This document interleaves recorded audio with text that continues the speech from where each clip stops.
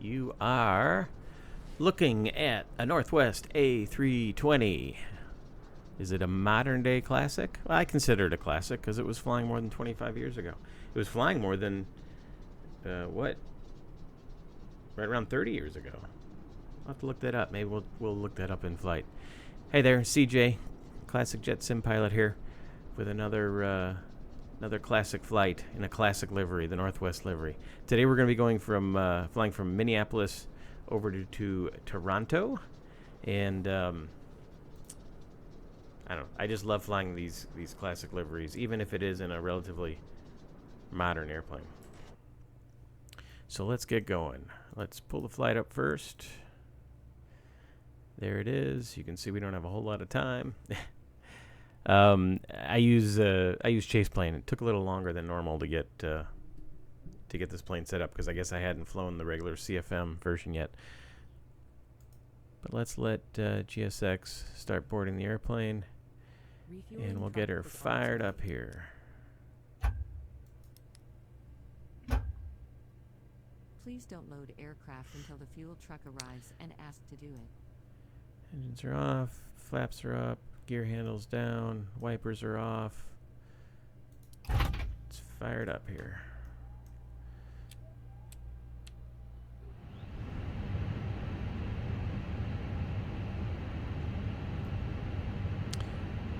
Alright, you just starting to align. We'll get the nav lights on. And we'll start initializing through the McDo.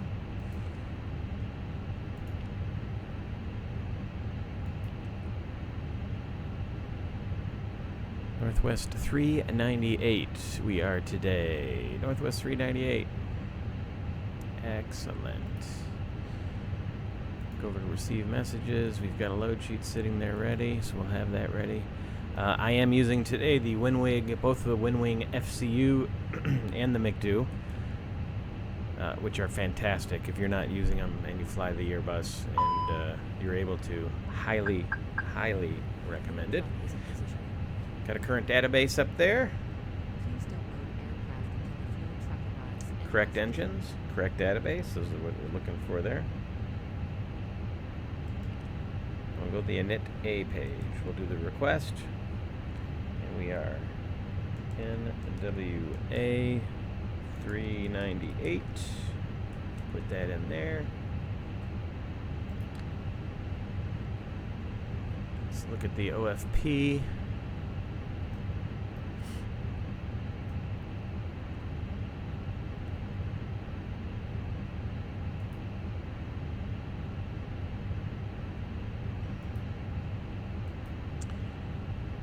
Today we have a cost index of 5, and we're going to be cruising at 350 on our way over.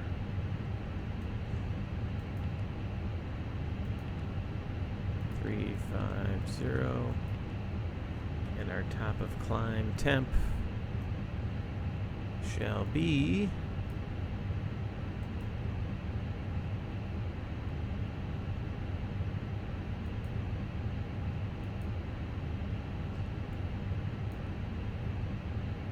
minus 54 degrees.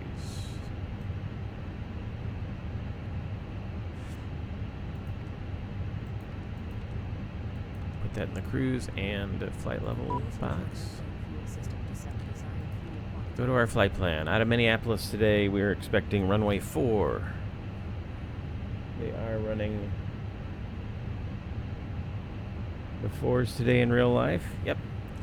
So we'll depart runway 4. Don't need to do that. I don't even need to click there. Runway 4, and we've filed for the Wilston 7 to Green Bay. Wilston 7, Green Bay, enter. It is a vector departure, so that's why we have the discontinuity, so we keep it there. A lot of people like to remove all the discontinuities, but when you see one, it's a good idea to understand why it's there. If it's there because you changed the route, and the FMC didn't want to connect them, but you need them connected, do so. If there's a discontinuity built in because there's a vector portion of the procedure, whether it's departure or arrival, Don't immediately remove that discontinuity. You can if you're flying by yourself, not online, etc. But if you're going to log into VATSIM, which we are logged into VATSIM today, you do not want to remove that discontinuity because ATC is expecting you to fly that last heading on the departure or on the arrival before vectoring you. So if you remove it, you'll start the turn to in this case to the first fix on the departure S9, and ATC is not expecting you to do that, so not a good idea. Anyway, and we're not sure what runway we're getting yet in Toronto. Right now, it looks like they're landing. Well, SimBrief is trying to put me on 24 left, but we'll know when we get closer. But what you can do is you don't need to put in a runway right away. You can page over. You page right. Use the right arrow here. You can page over and select your star, which in this case is the Nuber 6. Nuber 6. Eisman.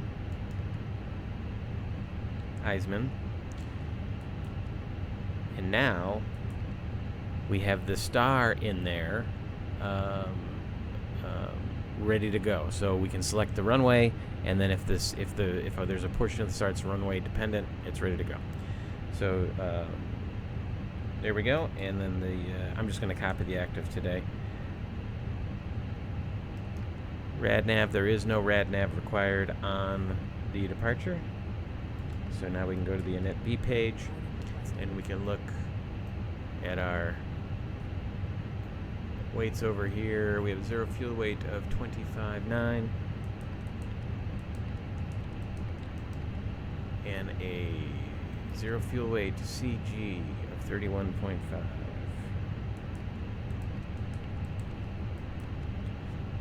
And today our black fuel is 15.4. 15,400 pounds, and our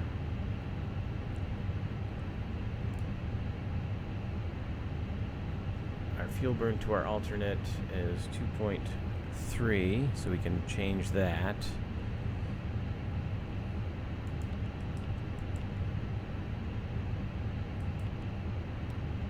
And our taxi, actually, we plan for well, less than 400 pounds, which is in there. So we'll leave 400 pounds. I'm not sure why it defaults to such a low taxi consumption. It really needs to be a little bit more most of the time. I just didn't change it. So I usually bump it up to 1,000 pounds or something just to be safe.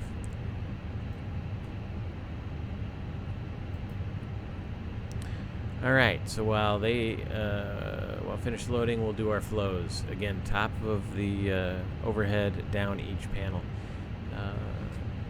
ADIRs are all on. Sounds like they're boarding. Flight control lights, flight control, the ELAC computers are all looking good. We'll leave that on captain and purser. Ground control on. We should have turned that on earlier. CVR test. Oxygen is on. Up to the top. We'll test the APU. Test engine 1. Test engine 2. The refueling is complete, so we can turn on all our fuel pumps. We're running on external power, so that's where we want it. I happen to know in this plane, to get the temperatures I like to see, we need to turn them down a little bit, so we'll do that now. Strobes go to auto. No smoking goes to auto. Emergency lights armed.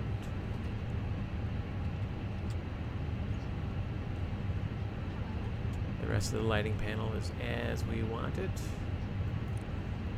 Up here on the observer's audio panel, we actually put the PA system on, turn it up to about the 3 o'clock position, and put it over the speaker. That way the cockpit voice recorder picks up all those.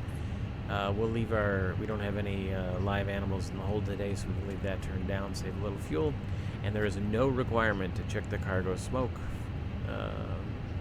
detector, so we'll leave that there. Alrighty, what's our weather today in Minneapolis?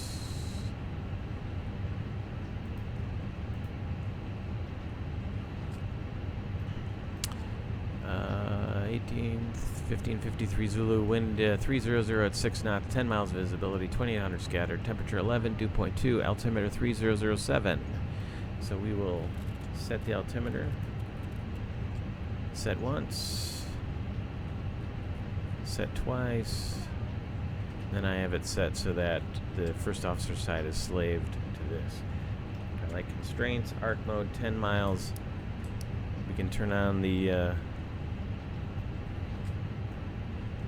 we're receiving MSP, the DMEs match up, and they are both within 4 degrees. Good check there. The SID has a max altitude of 7,000 feet.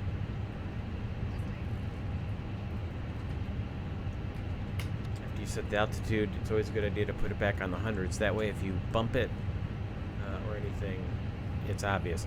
I'm also going to set it 7,000 because we don't have a clearance yet. We don't have ATC, so not a big deal. But we should have auto ATC issue us.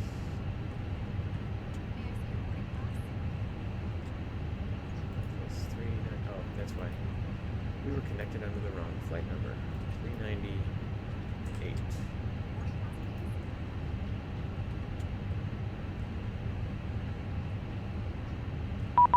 There it is. Alright, we'll finish our look across the cabin. Oxygen. Test. Close it up. We would normally do a mic check as well on the mask. We don't have to in this airplane. Brightness is set to where I want them for now. We'll leave the terrain off. Brightness is good here. No bugs. Everything's set here. Make sure the date is accurate. It is. And we are in the proper airplane. All these are in the normal position. That's where we want them. Brightnesses are where we want them.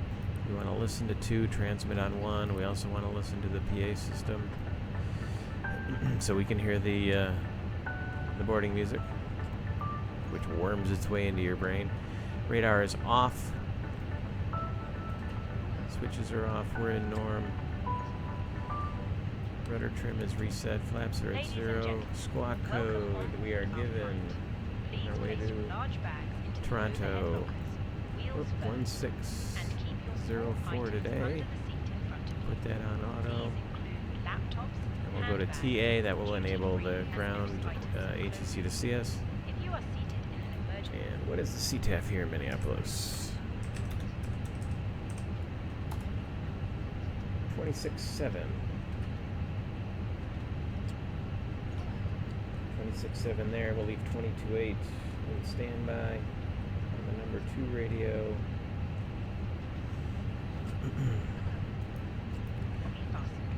We'll leave Unicom on number 2 ready to go, and then Delta Ops on number 1. Alright, 26.7, 22.8, we're good to go.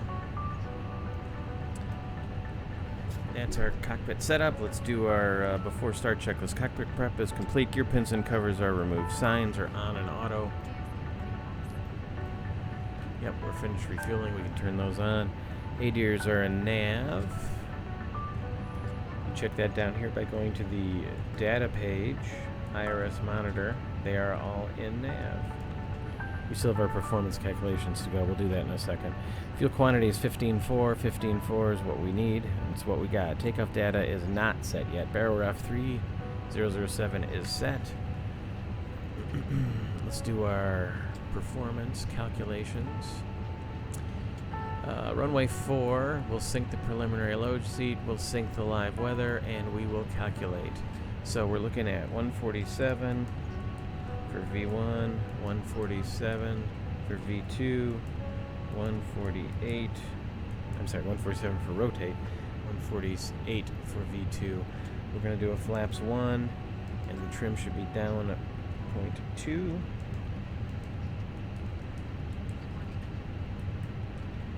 And we're going to flex to 64.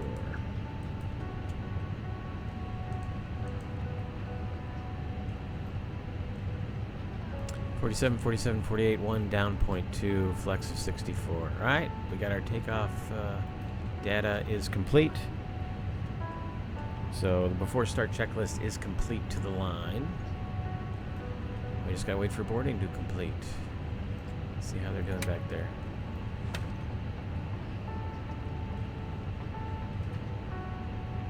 This latest GSX update, the seated passengers disappear when they sit.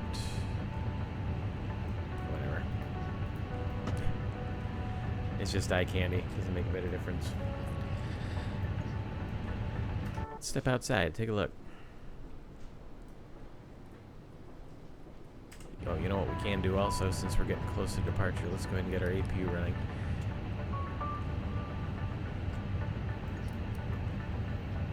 So the APU is supposed to run for 3 minutes before you turn on the bleed, APU bleed. So typically that gets started about 10 minutes prior to departure.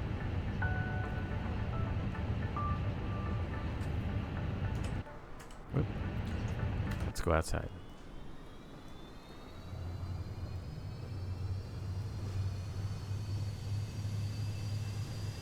Nice APU startup sounds.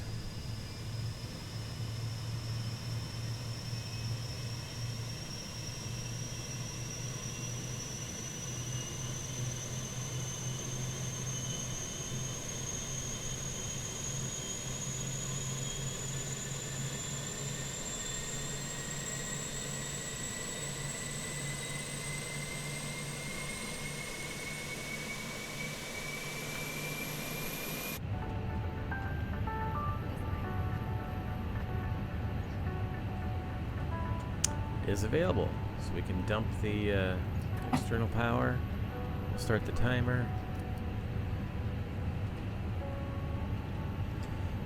All right, we'll let boarding complete. So today's route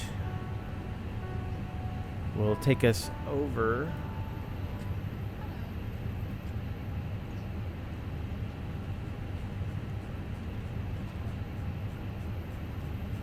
scroll down so we can look at it. Oh, actually, we can look at it over here. Might be a little bit better.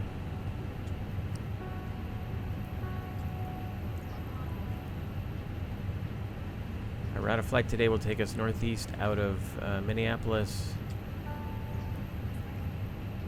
over Green Bay, Wisconsin, across the middle of Lake Michigan, just north of Detroit, near Saginaw, in the Thumb,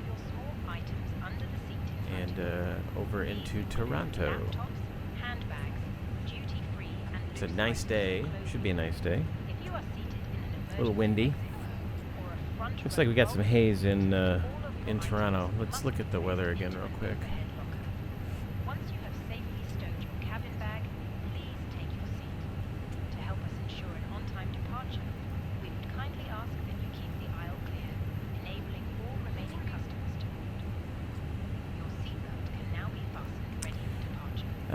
Minneapolis, here we go. There is a convective sigmet. South Dakota, North Dakota, Montana, so out to our west, so we'll be out here long before that gets here. Looks like the latest surface observation, Toronto, 15 miles, 2,000 broken, 4,000 broken, temperature 15, 2969. So we're going from 3004 to 2969, fairly decent decrease in pressure, which indicates strong winds at the surface all the way across. And sure enough, 300 at 14. Excuse me, with 360 at 10 knots up here. Our alternate is London, Ontario, over by Detroit. Similar gusty winds out of the northwest, and 1,000 overcast. So our alternate is actually worse weather than Toronto, but still good for us either way. We're a little late getting off the gate today. We're flying today with Piedmont Virtual Airlines. We can talk more about Piedmont once we get in the air, but if you like flying classic liveries and classic jets, Piedmont Virtual is definitely the way to go.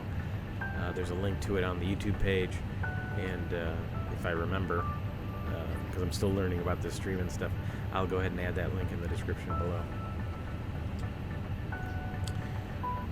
All right.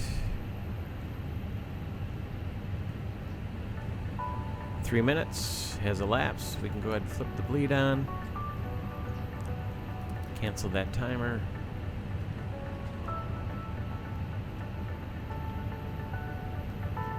And check our temps. A little chilly in back, a little warm up in the cockpit, as it seems like how it always ends up. But we'll moderate the temperature here in just a second. How are we doing on our boarding? Almost done.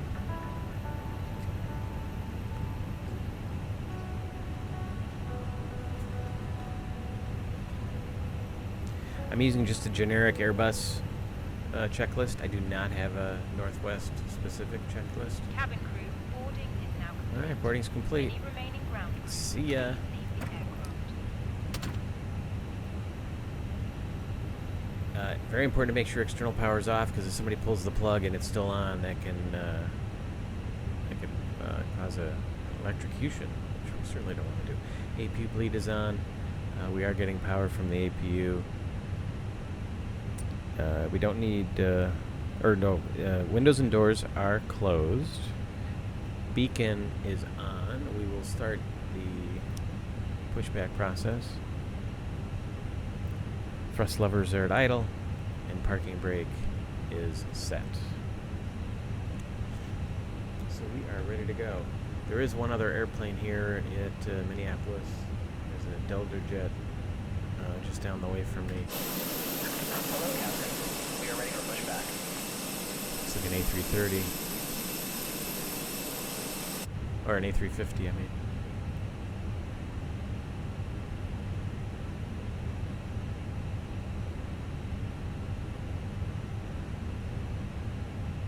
So if I didn't say it before, start checklist is complete. After start checklist is next. We'll start our pushback. We're going to runway 4, so we will push back. Nose left. And we'll make a radio call here.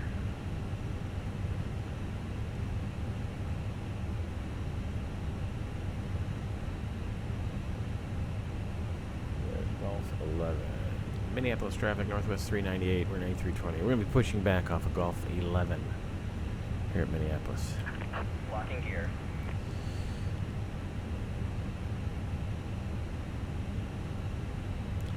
Looks like Cleveland Center's online, but I think we're going to remain north of their airspace, unfortunately. Oh, we got our final load sheet. With the final load sheet, it's a good idea to check it against your weights, something the first officer would do, just to make sure nothing's changed. 0 fuel weight, 126.0, so we're a hair heavier.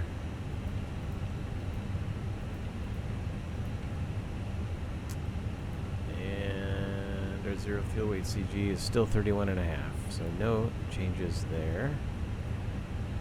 And I don't expect there to be a change. Nope, 47, 47, 48. Everything is exactly the same.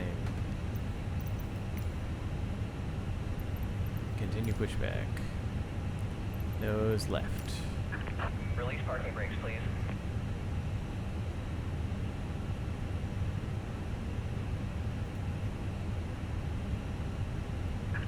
Release parking brakes, please. 1 second.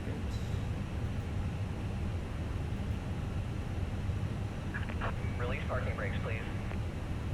Oh, my normal binding isn't working. Alright, parking brakes released. You're cleared to push. All engines clear. Start at will.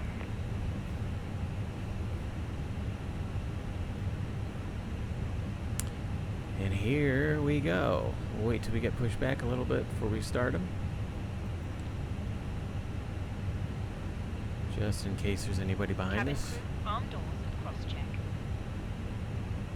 Especially with that road back there.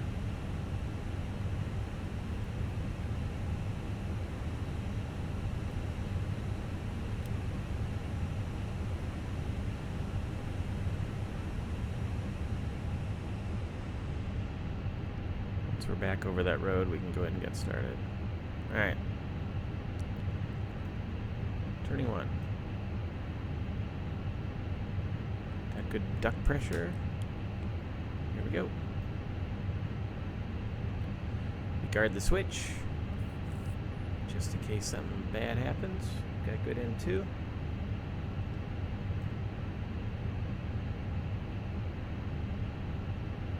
Ladies and gentlemen, please observe the cabin crew member closest to you. Got light off. About to demonstrate the safety features of our Airbus A320 aircraft. Thank you.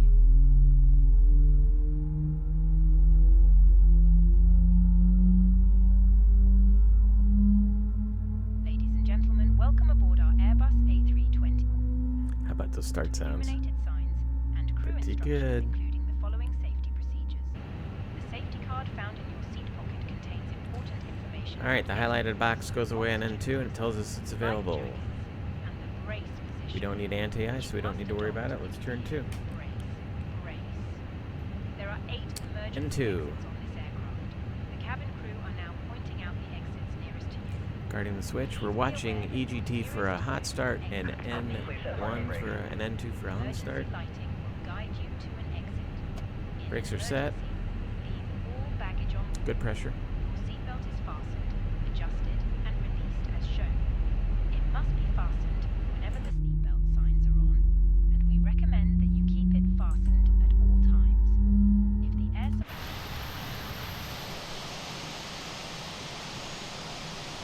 Love that livery, huh? How about that?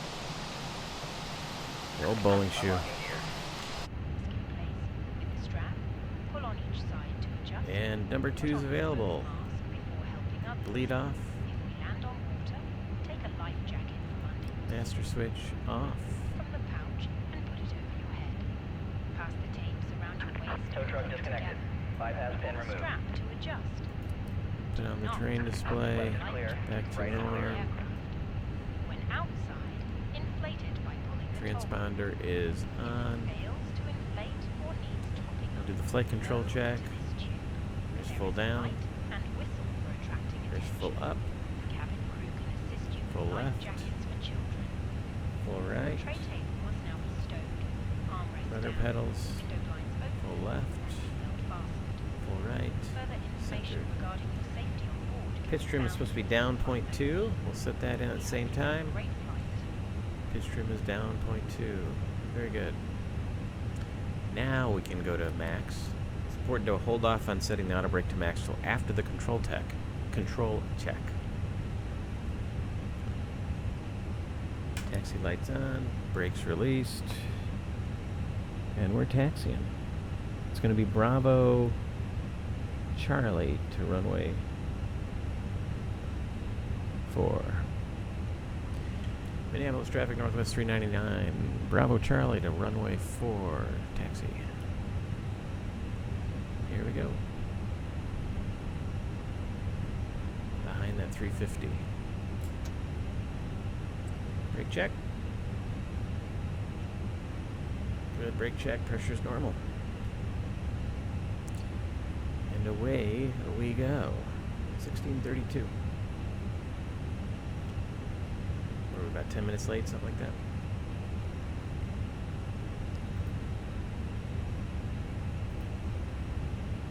Our scheduled out time was 16:15, so yeah, about 6-7 minutes late.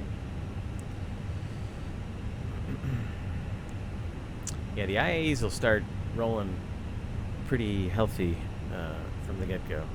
CFM's not so much. After start check, anti-ice is off. ECAM status is checked. Pitch trim 2 down. Set. Rudder trim is 0. Also arm the speed brakes. Go to flaps 1. Now that we're away from people. And then we'll do the takeoff configuration test. Once I get through this turn.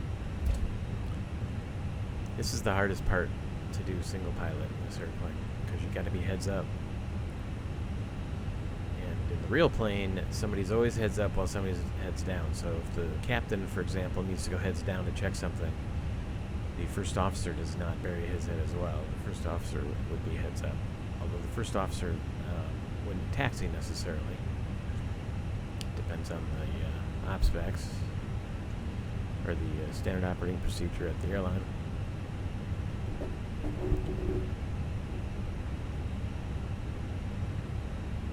Up to 15 knots is okay if you're not doing a 90 return.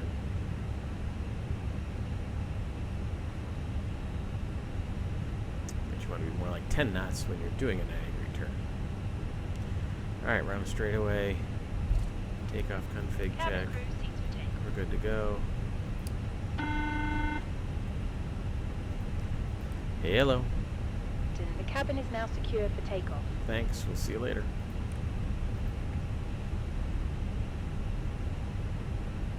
We'll leave the radar off for now.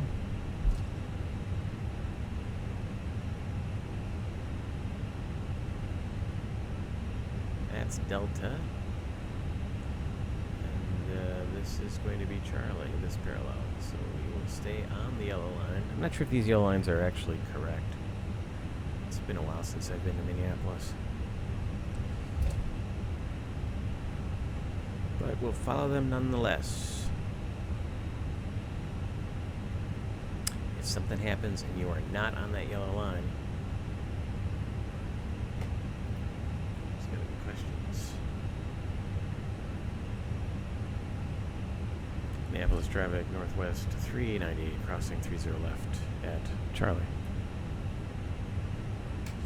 Runway turn off lights go on as we cross. We would have looked left and right. I zoomed out on VATSIM radar. Didn't see anybody coming. And as soon as we cross, we will do our before takeoff checklist. Alright, we are across. Strobes off. When we turn off lights off. Before takeoff checklist. Flight controls are checked. Flight instruments are checked and set. Briefing is complete. Flaps config 1. Config 1 plus F. Config 1 plus F set. V1, VR, V2. 47, 47, and 48 with a 64 flex is set.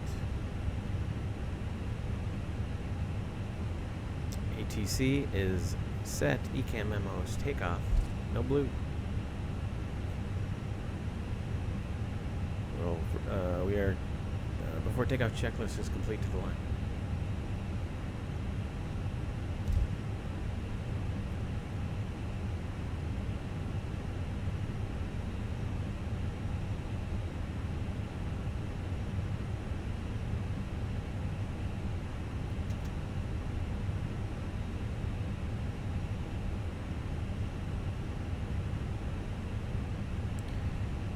So off of runway 4, the SID will be just fly assigned heading, which we'll do as runway heading.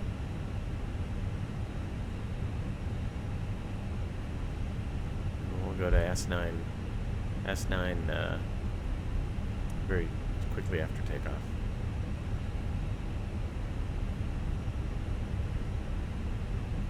Since that is pretty much runway heading for us.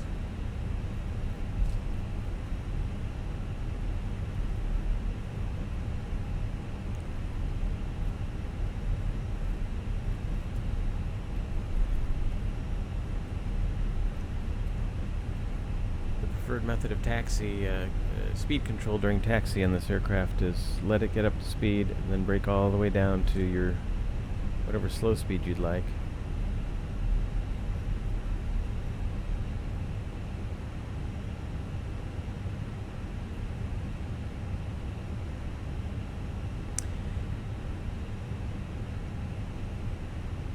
I'm going to run the numbers real quick from Charlie.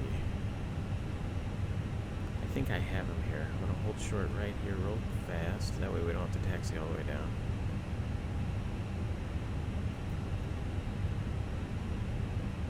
Foxtrot Lima.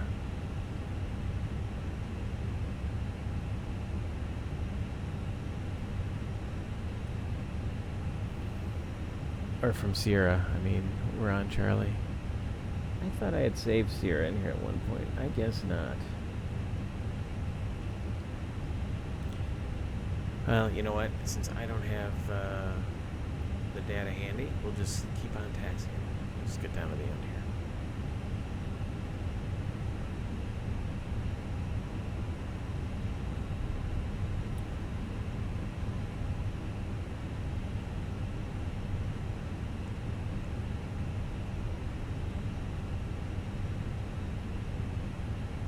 That's a miss on my part.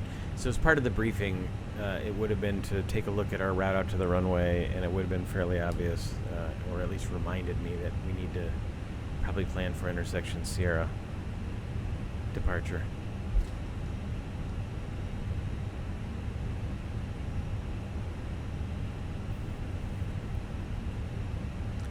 So my miss, and because we don't have the numbers ready, this would be faster just to taxi on down. We don't have that far to go anyway.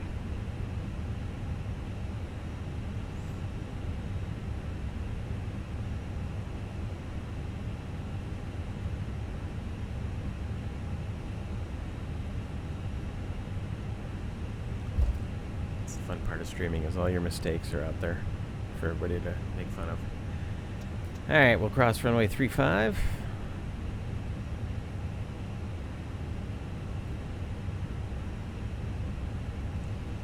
Minneapolis traffic, Northwest 398 will be crossing runway 35 at Kilo 3.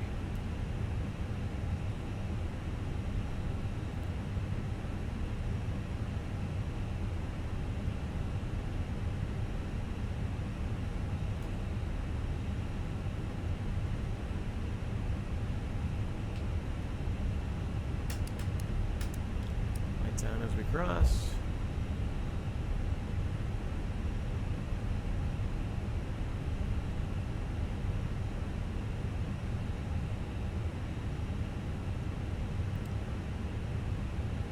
Leave them on and depart from the end. Minneapolis traffic, Northwest 398, departing runway 4. Be a northeastbound departure. Be the Walston 7 at Minneapolis. Alright, below the line, please. Takeoff runway is confirmed. Runway 4.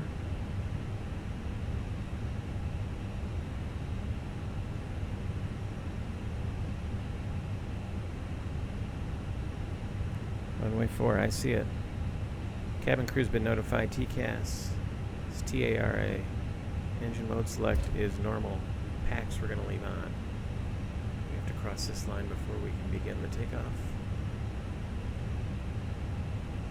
So lights, camera, and action. Ready?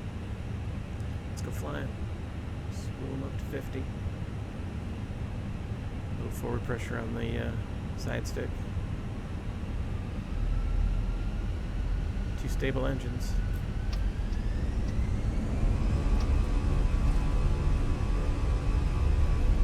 Power set.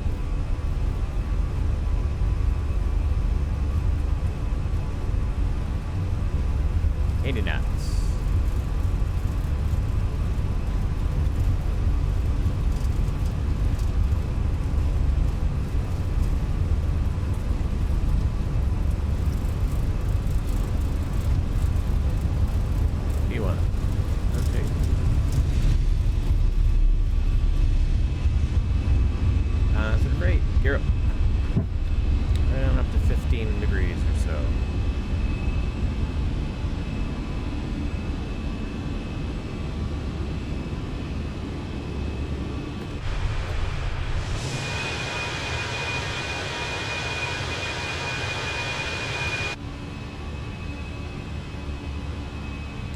There's our power back altitude, decline power. We want to make sure we have a positive trend on the airspeed. So we bring those back to climb.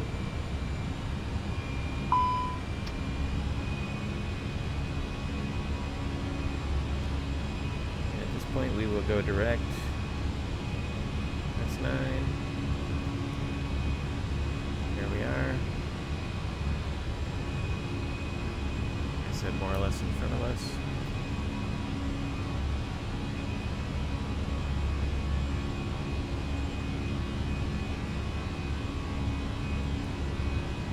plane speed is 213 knots.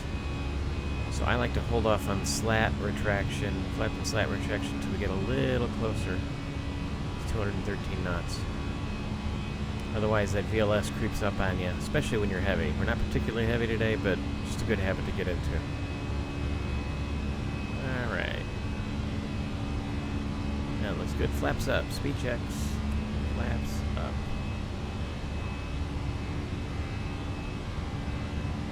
Ladies and gentlemen, please keep your seatbelts fastened while the seatbelt sign is on.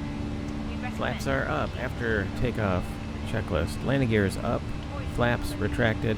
Packs remember that smoking is not permitted at any time. are on. And we are pressurizing. After takeoff checklist complete.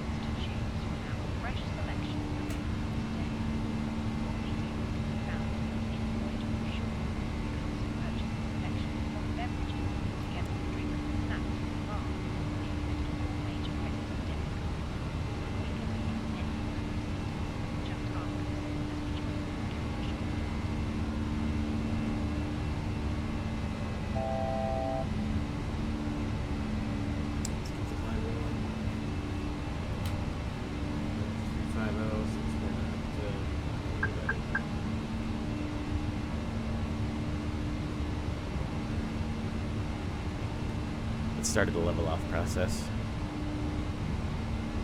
All right, 350.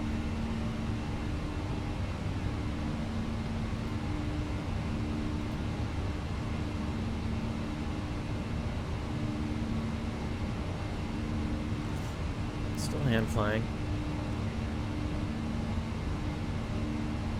I like to at least hand fly up to 10,000, and I'll hand fly a little higher, especially if it's an interesting sit. This one is not particularly challenging, just more or less straight ahead off of runway 4.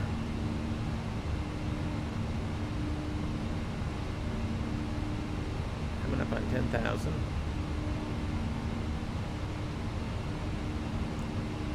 There's 10,000, landing lights off. And we'll give the flight attendants a chime, let them know the cockpit is not sterile. And it's also safe for them to begin their service on this relatively short flight as we accelerate to our climb speed, which today will be 281 knots up until Mach 77.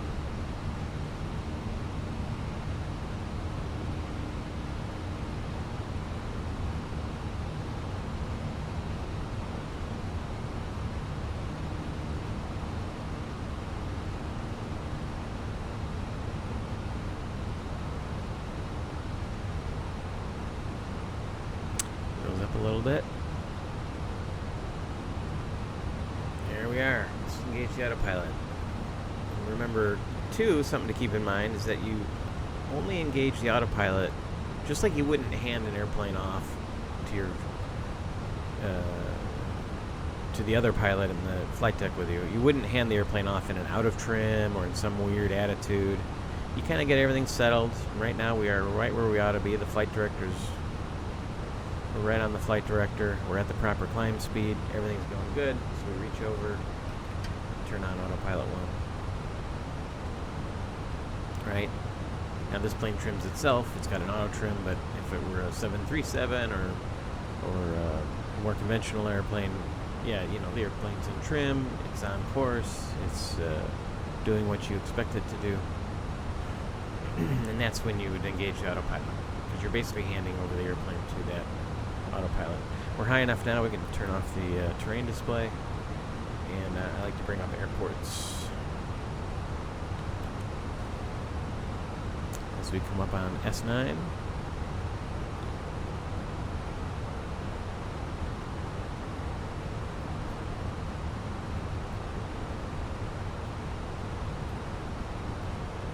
We're already crossing the St. Croix River on our way towards Green Bay.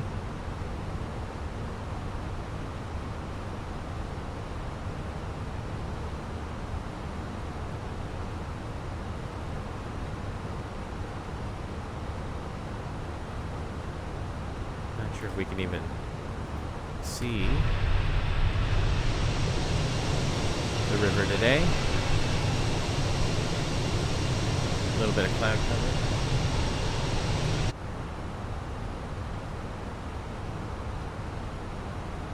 Coming up on 18,000 feet.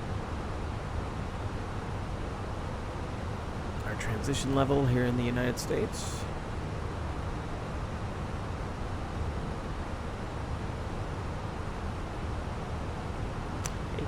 We'll go to standard. STDs for everybody. And the climb checklist is complete. Approach checklist is next. It's also where we can turn off our wing lights, when we turn off lights.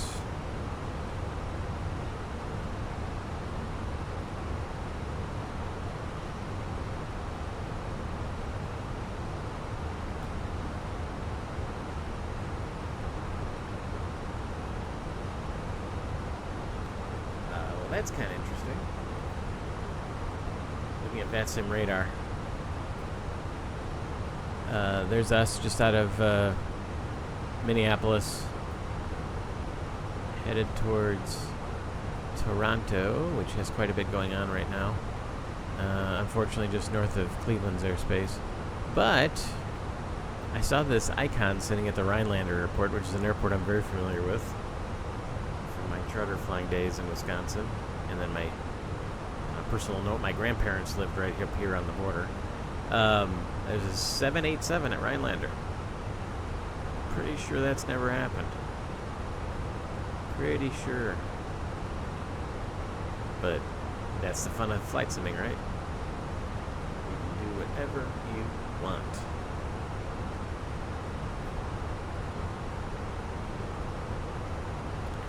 Alright, coming up on Dwight.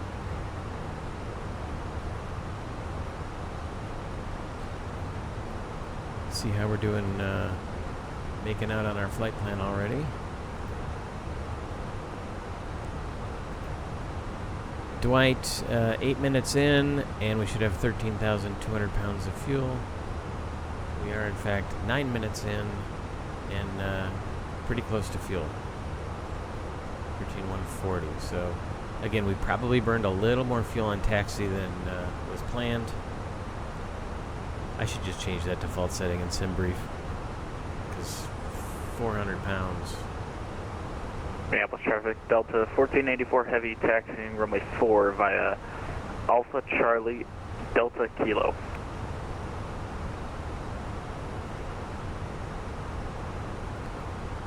Have a good flight, Delta. Thank you, you too. Alright, over to Unicom we go. So we'll put number 1 on Unicom. And number 2 on 121.5. Something I've noticed at VATSIM, they've been actively using guard to try to reach airplanes that they can't reach on the assigned frequency. I've heard that a couple times in the last couple weeks. And by the way, that is real life. That's what they'll do if they're having trouble reaching an aircraft. We'll move over to 121.5 and try there. I have a feeling, too, when they dial up 121.5, that gives them access to more transmitters, right? So, because the frequency they're on, the transmitter network, I assume, is set up only for the area, for which that specific frequency is meant. But 21.5 is sort of universal. So if you're working a specific sector at Minneapolis Center, for example, and go to 121.5, that may light up several sectors. If you're in ATC or know more about that, please let me know in the comments. Because not only is it expected that everybody monitor 121.5, but if you've drifted out of radio range of where you're at, it's a way to get a hold of you. And that is also very common for Minneapolis Center. I can tell you, flying through Minneapolis Center a lot in my years of real-world flying, especially at lower altitude in general aviation aircraft, it's easy to get out of range because a controller might be working several sectors, and I don't know if they necessarily forget to hand you off, but or change your frequency, even if it's their own frequency, because Minneapolis Center is a huge area. I mean, it covers.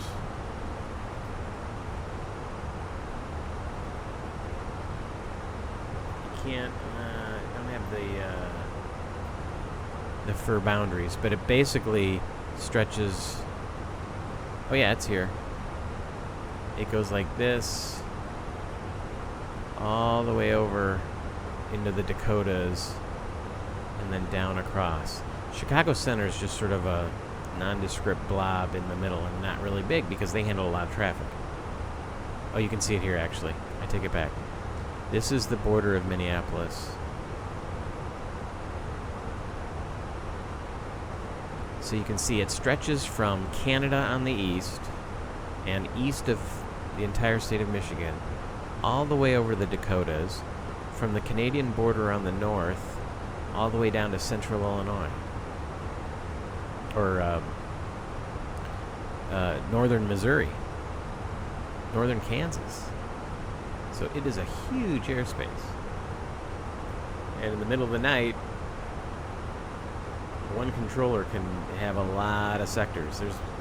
I can think of several times flying across Minneapolis airspace at night, because like I said, I had family in northern Wisconsin. I still have family in northern Michigan, and when I'm flying GA, radio reception can be a challenge sometimes, and you can have a controller working just huge swaths of airspace. Pretty unique to Minneapolis anyway.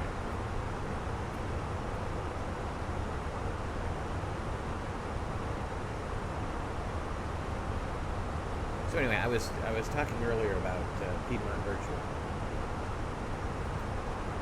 I will put a link.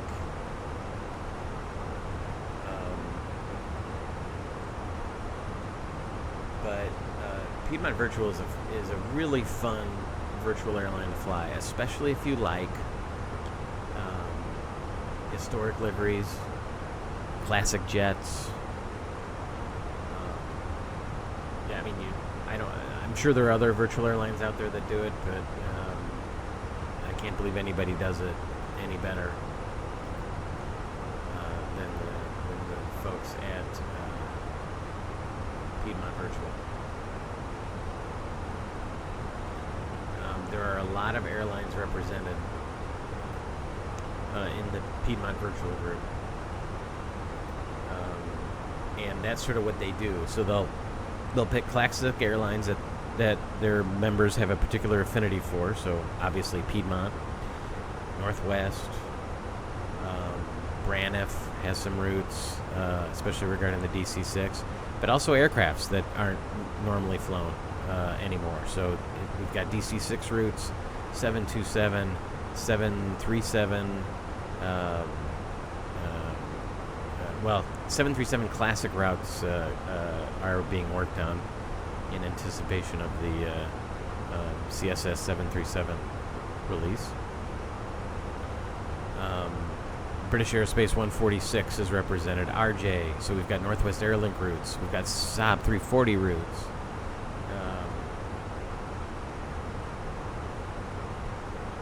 Just a whole smattering. Old Airbus routes.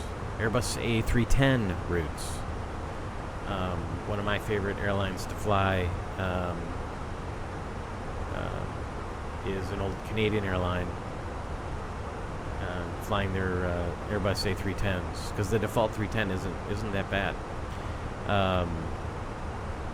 and it's just a whole lot of fun. Ward Air is the name of that airline. We've got Ward Air, like I said, some Braniff, Northwest, of course, like we're doing today, Empire Airways. We've got F-28 routes, Fokker F-27 routes. There's a really excellent freeware F-27 out there. Empire, Hansen, yeah, shorts routes. If you like that shorts release, Black Square, I think it is. Is that right? Which I hear is a really good add-on, systems-wise, especially. What other operators? Air Wisconsin. I'm sorry, Air Wisconsin's on the United page. Martin Air for the MD-11. Got some fun routes in Martin Air with Martin Air. Pan American, how could we forget them? DC-6 routes, A310 routes. Anyway, Horizon. We've got some really good Value Jet, Redwood, Virgin America. Sorry, I keep interrupting what I'm going to say next because of all as I look down the list. The Virgin America routes are fun to fly too in the A320. Skybus, that's actually a riot too. Skybus was a really small airline, wasn't around for many years, based out of Columbus, mostly on the East Coast. Out of Columbus, but it was a low-fare airline. They had some really cool liveries that, had sayings on them that said things like "Only birds fly cheaper." So it's not just for those that are not, that would prefer to fly a fairly automated airplane like this Airbus A320, right? Sometimes you think classic jets and you think, I gotta, just fly VOR to VOR and only non-Magenta line airplanes. And you certainly can do that. But the admins of the airline have also gone to great lengths to include some liveries that allow you to fly more modern airplane, going back to the transition-y airplanes like the MD-80, all the way to the Airbus A310, to the 320. So there really is something for everyone, and if this is something you're interested in, like I said, I'll put a link to Piedmont. But Mike and Tim and Alex and Sam all do just a fantastic job with Piedmont Virtual and the other airlines in the Fusion VA Alliance. We've got a Virtual United, American, Sprint, Spirit,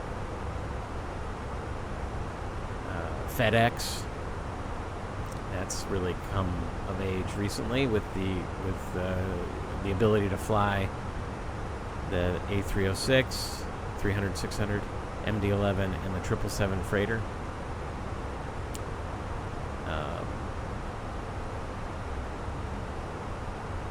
A really good virtual airlines group, and the PVA is so much fun to fly.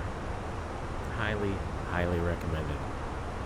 We've even got some modern operators in the Piedmont Virtual Historical Group. When the 727 freighter rolled out,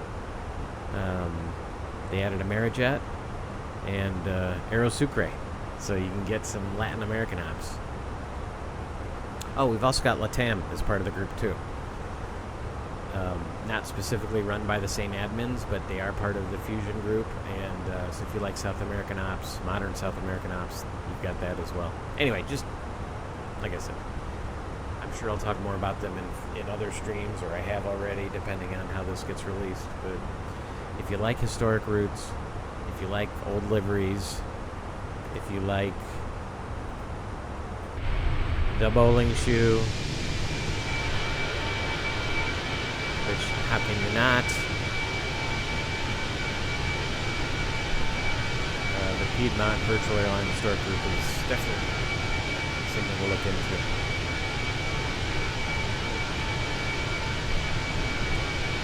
While I'm here, I want to set this view, and then I'll get it out of here.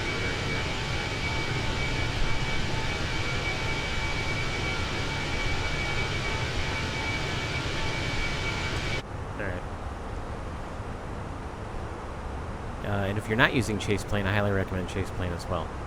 Fantastic add-on. Alright, we're cruising along Mach 7.5 at flight level 350. Looks like our next waypoint is Green Bay. We'll do a time fuel check when we get there. But what I like to do too is set up for the arrival, since it's not a very long flight. We're doing the Uber arrival into Toronto.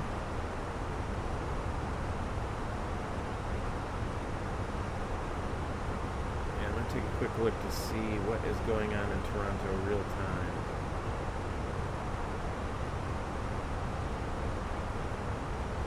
Unfortunately, they don't have a ATIS I can look up.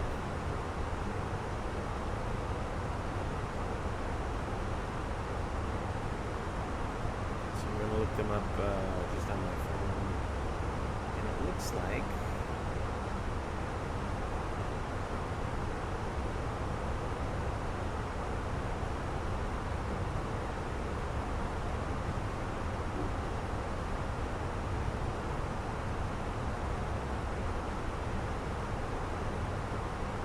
landing on the 2-4s and departing on 2-3.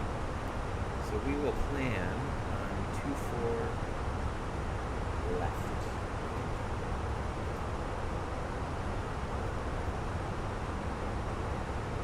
There is no controller.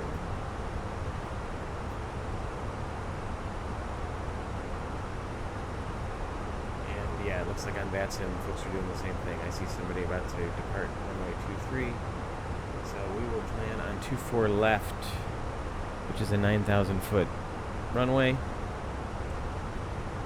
And they might be using 24 right for departures as well. So that makes sense. So now we can go back to our McDo. Go back to flight plan. And we'll plan on 24 left.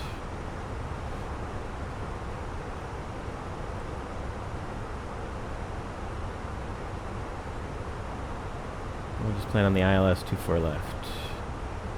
ILS 24 left. We put the farthest waypoint, which is Cetra. So we go back to destination, go to the arrival, and ILS 24 left.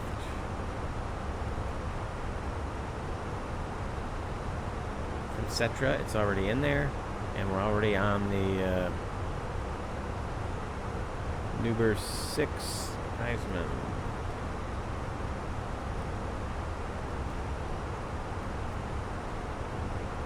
Newburgh 6 Iserman is already in there. We've got the approach via insert. And then we'll go up to our plan view here. Just do a quick check. After Green Bay, we'll go direct Iserman.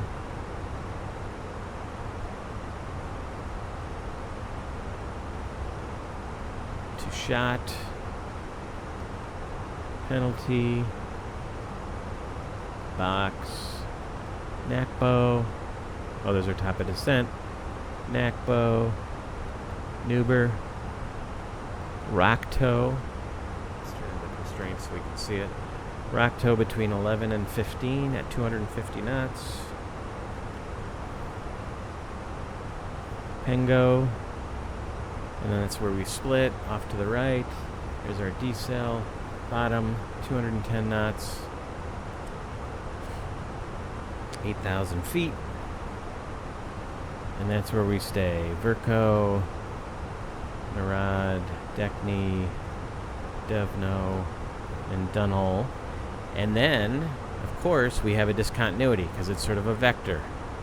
We're expected to continue after Dunhull on that heading, or on a heading.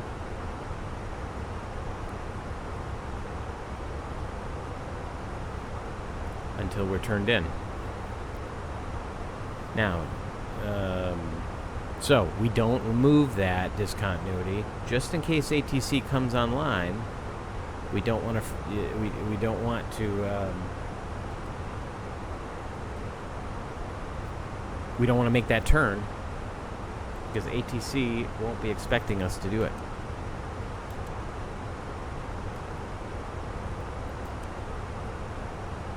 See Central Wisconsin Regional there. What's the one? STE. Oh, Stevens Point. Got Green Bay here. ATW is Appleton. That's where I was based when I was a charter pilot. And then Oshkosh, home of the Oshkosh, the EAA Oshkosh Air Show every year. Biggest air show in the world. A whole lot of fun. I've been to it many years. That's a fantastic air show. Highly recommended. I think Pilot Edge even does a virtual version of the EAA Arrival, right? It's the biggest fly-in and air show in the world, and there are if you've never heard of it, there's very complex, I shouldn't say complex, it's not terribly hard, but it is very stressful to fly in Oshkosh because there's a lot of VFR traffic. Anyway, those procedures come out every spring, so pilots can start studying them. And Pilot Edge does a virtual version of it. NWA Ops, they're going to be complaining. Yep, ADC for 13 minutes. They can wait.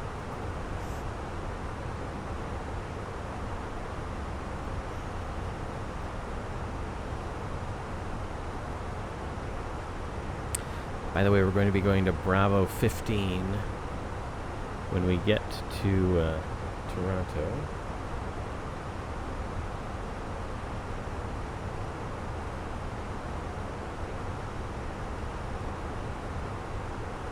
Otherwise just known as Gate 15. So Pier B is over in Terminal 3. That's where Delta lives now. I couldn't get a definitive answer as to historically what gates Northwest used. I believe it was Terminal 1. But I couldn't figure out which gates they use. So, because Northwest merged with Delta and became Delta, if all else fails, I'll just use the Delta gate.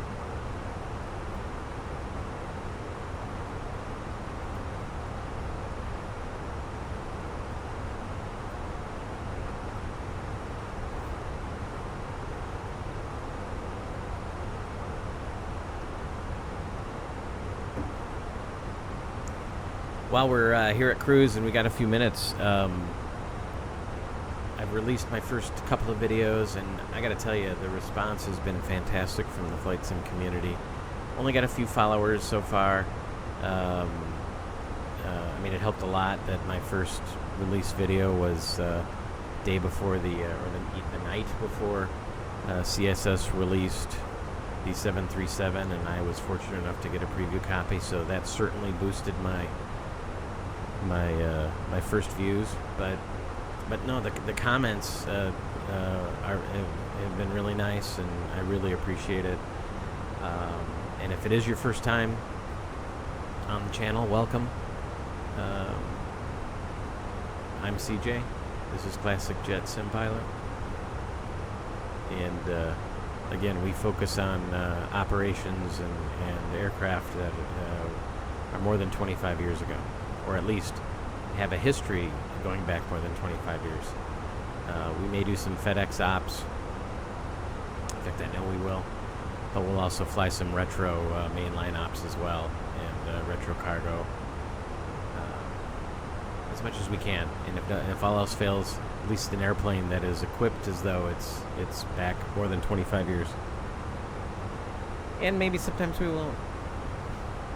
I don't know. I'd love to hear what you'd like to see. So let me know in the comments. And if you haven't already, go ahead and hit that like and subscribe button. That way, and click the notification bell. That way you'll get notified when I release a video. I'm planning on releasing at least one, possibly 2 videos a week. And I'm happy to take your feedback. What would you like to see done differently? What am I doing wrong?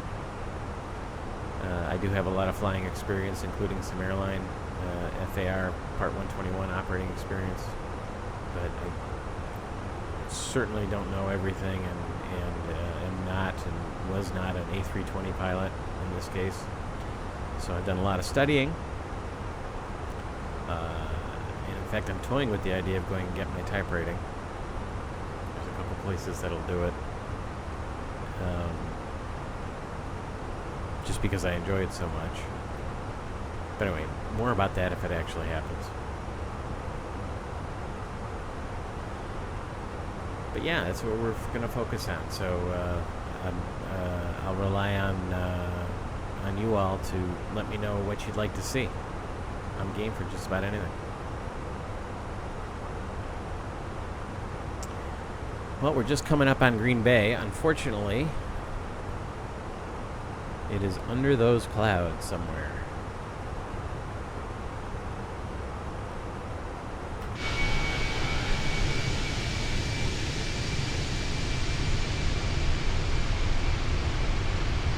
Not much to see, unfortunately.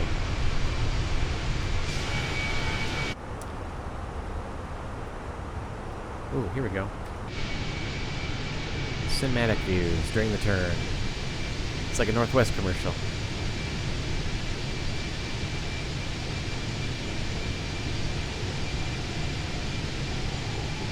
Let's do a flight plan check. We're over Green Bay at about 33 with 10,800 pounds of fuel. Green Bay 33, so we're a minute behind. 10,800 pounds of fuel. Right on fuel burn. Nice. Next up is Iserman.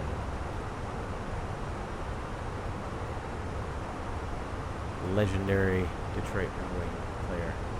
Oh, Milwaukee Approach just came online. Too bad we're not going to Milwaukee today. That's a great freeware airport. If you haven't picked that up from any builds, I'm sure it's still freeware. I can't think of a better freeware. Just because it was freeware, you'd think maybe they skipped a little bit or it performs badly, but fantastic airport.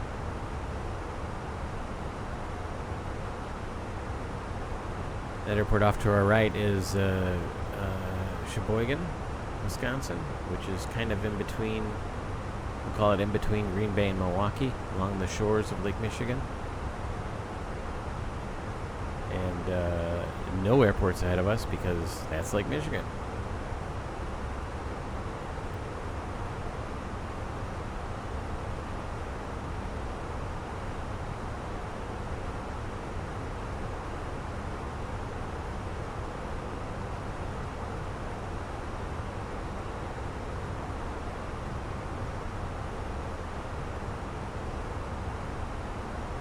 We could also take this time to talk a little bit about Northwest Airlines itself. It's an airline that's kind of near and dear to my heart. And it started in 1926 and merged with Delta in 2010. In fact, this very airframe, 341 November Whiskey, is still flying for Delta. A good number of Delta's A330s came from Northwest. Northwest had a split fleet between Airbus and they operated the Airbus A320s, A330s, 319s, and also operated the DC-9. They were a very large DC-9 operator. They had a few MD-80s, not many. Their MD-80s, I believe, came from Republic Airlines when they merged with Republic in the 80s. And they only had 10, maybe less than 10. Otherwise, they were all DC-9s. The DC-9 was really their workhorse, and it's what the A320s were and 319s were replacing. Headquartered in just outside of Minneapolis, in Eagan, Minnesota, and they really kind of came on the scene as the dominant Pacific carrier. Right, the airline used to be called Northwest Orient, and from the DC-6.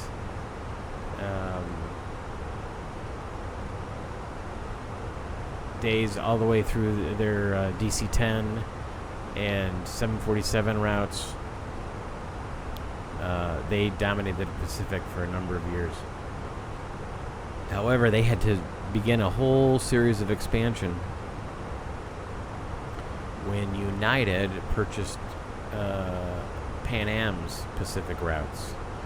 And that's when Northwest decided they needed to expand because they couldn't rely on the Pacific routes anymore as their bread and butter. That's when they purchased Republic and then really established their two other main hubs outside of Minneapolis, which were Detroit and Memphis. And that gave them the network they needed to support the Pacific routes.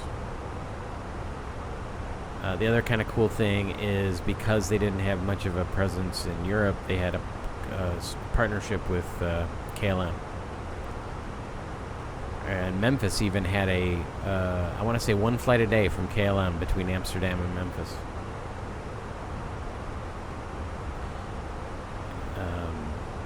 A lot of that was to feed the destinations that Northwest served out of Memphis, both from Northwest and Northwest Airlines. And there were two airlines, actually.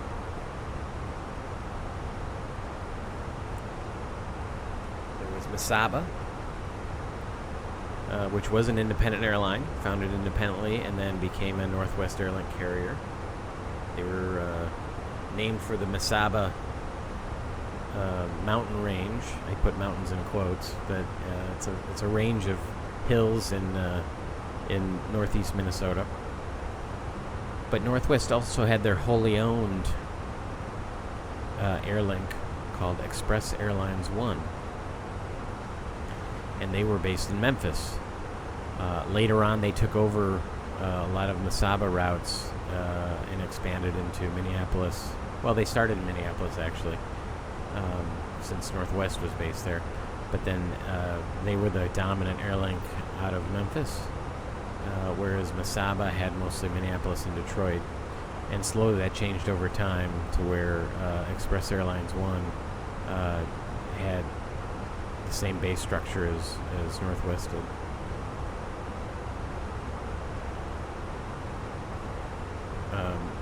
Mesaba went away, but I feel like Mesaba became... I don't remember. Sorry. Express Airlines, however, became Pinnacle, which then became Piedmont, maybe?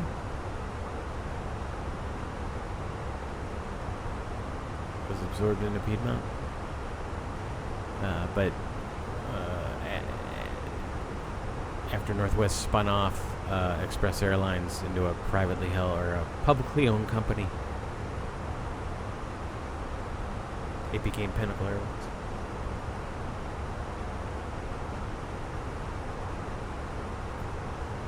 And then in 2010, Northwest, of course, merged with Delta, and Delta became the surviving brand.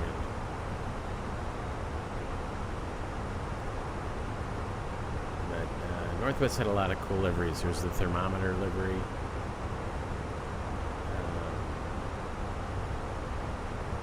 They were kind of colloquial known as Red Tail, because for years that was throughout pretty much its entire existence, the Red Tail was the sort of the hallmark of the Northwest livery.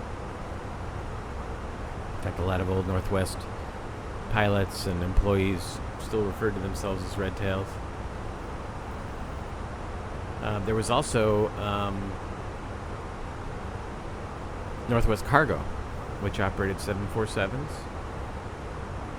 and was the largest of the combination passenger cargo airlines.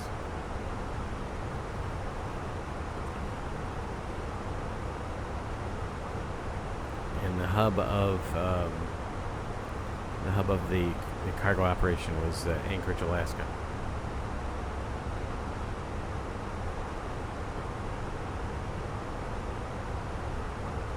Of course, they would use their passenger network also to carry smaller bits of freight.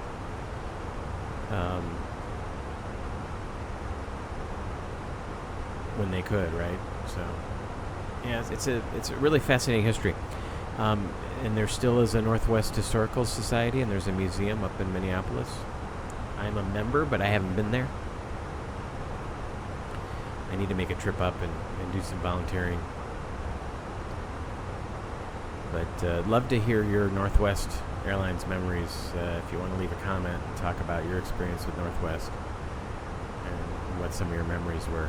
You know, if you grew up in the upper Midwest, chances are, and have memories that go back before 2010, which is now 15 years. Love to hear it.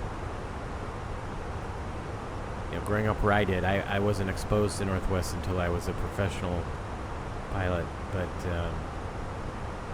where I grew up, it was United and American primarily.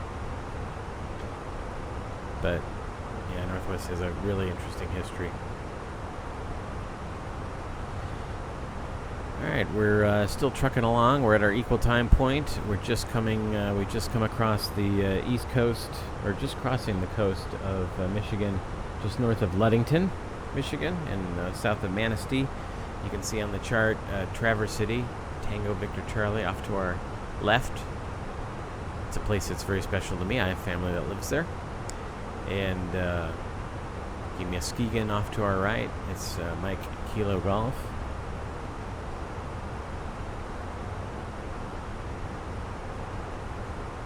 Both airports would be suitable alternates if something happened. Golf Lima Romeo over here is Gaylord, Michigan. Here's Grand Rapids, Lansing,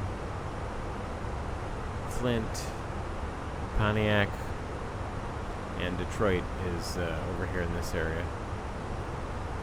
So we'll be passing just north of Detroit near Saginaw.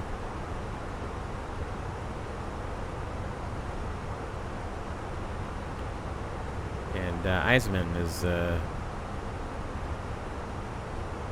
just ahead. That's the beginning of the arrival into Toronto. Too far left looks like it's developing quite a tailwind.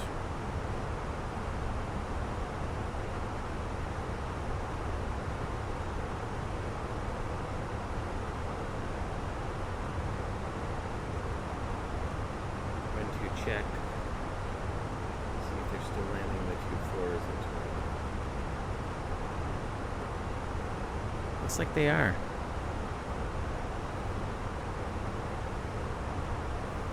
So we'll stick with the plan.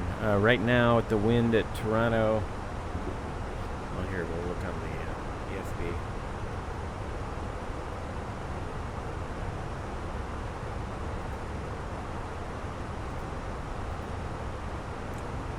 Fresh. The arrival 35015, gust of 26. And we're going to be landing on runway 24. 24 to 35 is 110 degrees. So that basically gives us about a 14 knot crosswind and a 6 knot tailwind. A little spicy. Let's kind of do a pre-landing check here. 24 left is correct. Yep, that's what I said. 24 left. Looks like the runway's good. We'll apply the MEDAR. Our landing weight. We're going to arrive with about 7,500 pounds of fuel. We're at 98, so let's say 2,000 pounds less. So we'll be at 133.8 to be safe. So we'll put that in here. 133.8. We'll plan on low brakes, idle, no reverse, flap full. In turbulent conditions, we like to use full flaps and downwind landing. We want to be as slow as possible. So we're looking at about 6,800 feet. With a safe little margin of 7,700 feet. So plenty of runway, but yeah, a little bit of a tailwind. Oh, 30014 is what's going in here. That's not what was reported on ATIS.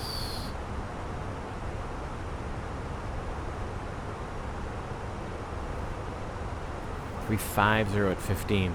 So let's put that in just to be pessimistic. 350 15. There we go. Now it gets a little more critical. We've got 9,000 feet available, and it's saying 8,800 feet, so only a 100-foot difference. So if I go to medium brakes, yeah, that's what we'll plan on doing, just to be extra cautious about it. 7-knot tailwind.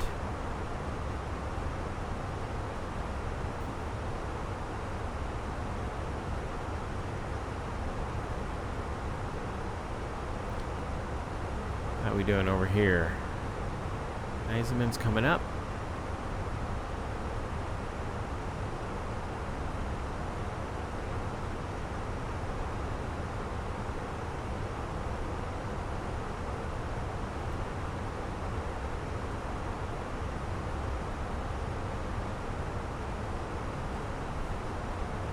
Our top of descent is just peeking into view at the 160-mile range. I was going to look up. I think it's 10 knots is our max tailwind.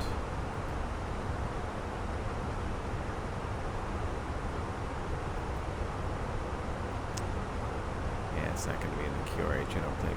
Anyway.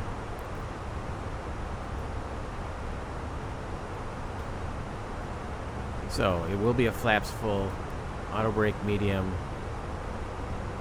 and let's go ahead and let's set up our descent. The Star does not have a specific speed component. We're cruising at 7.4, so let's say 0.74/280 knots. That way we don't slow down so much on the descent. We'll keep our speed up till we have to. And we are looking at 2970 for the altimeter. Temperature is 16. 350 at 15. We do not put in the gust component. And for the ILS, runway 24 left, 747 feet is our decision height. We are at full flaps, so our V approach will be 135 knots. And my guess is you will see the mini ground speed in action, mini GS in action on the approach with these gusty winds. We are looking good. So let's go ahead and brief the arrival and approach.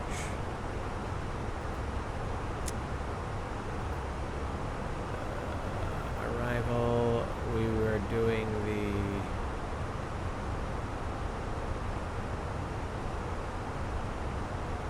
Uber 6 to the 24s, and then approach ILS 24 left is already starred. No, it was already starred anyway. Oh, the other one was starred. We can remove that. Alright, so as we briefed, we're coming over Iserman. Shot. Rocktow at 250 knots between 15 and 10, and then we'll turn right and get on the left downwind. Bottom at 8,000. Bodom in Canada.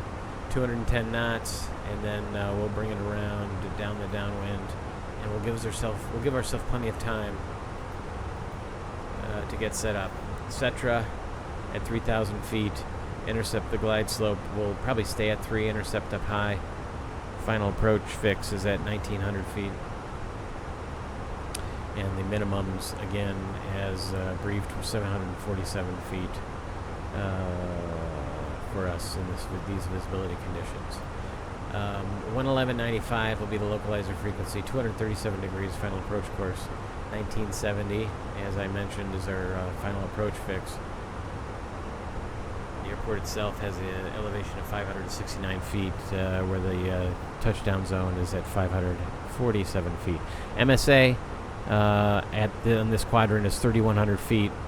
However, we are, once we're on a published segment of the approach, we can be at 3,000 feet, so we'll plan to be at Cetra at 3,000 feet. Missed approach. If we, or any reason we have to go missed, we'll climb on runway heading of 237 to the 1.5 DME mark, and then a left turn to 3,000 feet on a heading of 159 to intercept the CYYZ 189 degree radial. We'll go to PETVO and hold. It should be in the FMC ready to go. We can back it up with manual radios if we need to. The notes, transition level 18,000 feet, radar RNAVs required. We do have RNAV. We don't have a controller online today. Oh, we might be going to Cleveland's airspace. 19875.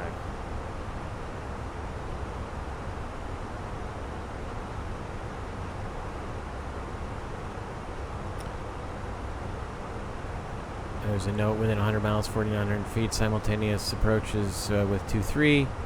Common ILS frequencies between 6 right and 2-4 left. That makes sense. And we want to make sure that the idents are verified on the approach. There is no procedure turn authorized. Let's call Cleveland.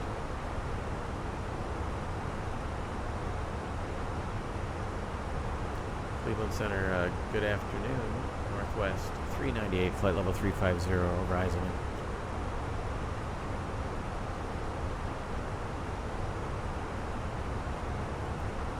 Northwest 398, radar contact, 3 miles southeast of the Minneapolis.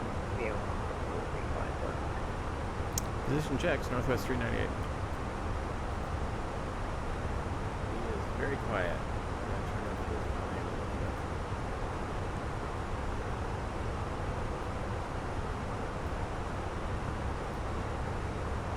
Cleveland Center, good afternoon, American 2194, currently speaking for C320. American 2194, Cleveland.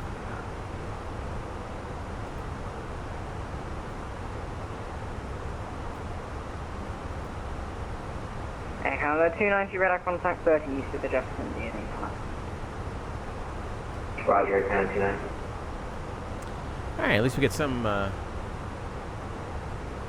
ATC. There is a Toronto approach controller on, but it's the Toronto terminal not covering Toronto itself.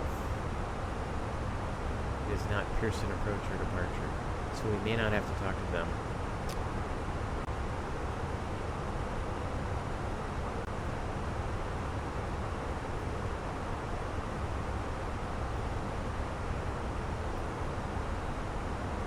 Which is unfortunate. It's always nice to have ATC all the way in, but we will make do.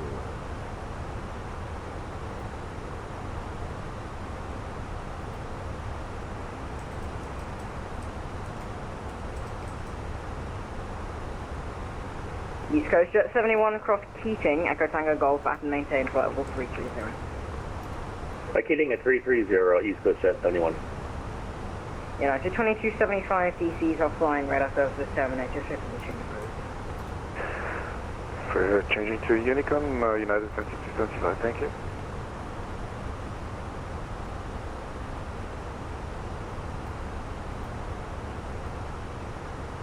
Sorry, I'm just... the controller has a website on their ATIS. It says we can check what the...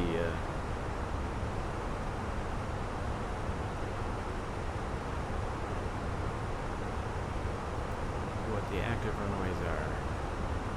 Toronto, Yankee Zulu.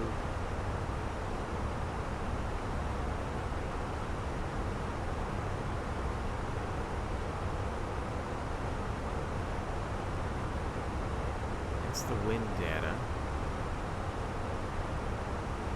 Arrival ATIS. Oh, it does have the arrival ATIS. Echo, 1700 Zulu, wind 36015, gust 26. On approach runway 5.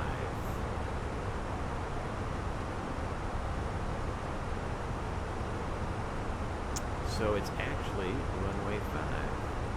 Cleveland Center, good day, American 1993, flight level 280, climbing 360. Oh, and it just changed. Arrival latest, ILS runway American 6 right. 1993, Cleveland Center, recycle transponder, squawk 7261. And secondary RNAV Yankee to 5. 7261, American 1993. Landing runway 5 and 6 right, departing runway 5. So let's plan on... Looks like they want... there's a note that says non-RNAV Yankee equipped aircraft expect the ILS. Goose small bird activity in the Toronto area. There are no additional... Cleveland notations. Center, hello, American 4552 with you at flight level 320. Information American echo. 4552, Cleveland. So let's...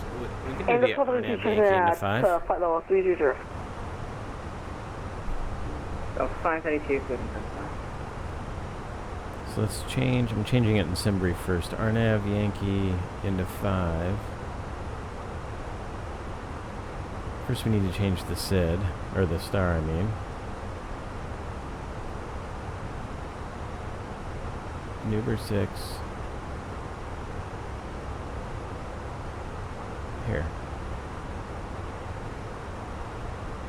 Change it to runway 5. 1602, looks like you're going to be a bit high there. Turn left, heading... Actually, no, continue present heading back to CRV, sir. RNAV Yankee. Continue for adjustment 1602. RNAV Yankee, runway 5. Center, hello, Voyager 121, holding short to far left. Also 121, Toronto. correction, Voyager 121, the wind 310 correction, 310 at 10, that's 20 from our 24 left, that's take one. 24 left, clear for takeoff, Voyager 121. Alright. Cleveland Center, hello, Walker 1631, Now. Heavy, Detroit Metro, ready for pushback with Romeo, gate Alpha What 50. we'll do is we'll wait till we finish this turn. 1631, Cleveland Center, Because we're going to have to go into heading mode before we change this. Because we're basically changing Will that be the 22 star. left? And we're yeah. changing the approach. So... Firm 1631.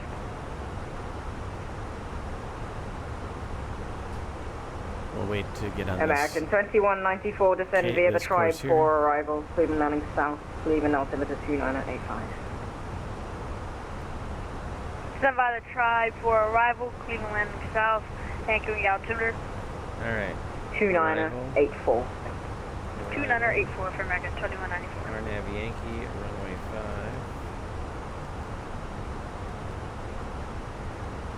Yep, we're 1602, turn left heading 270. Left for 270, go.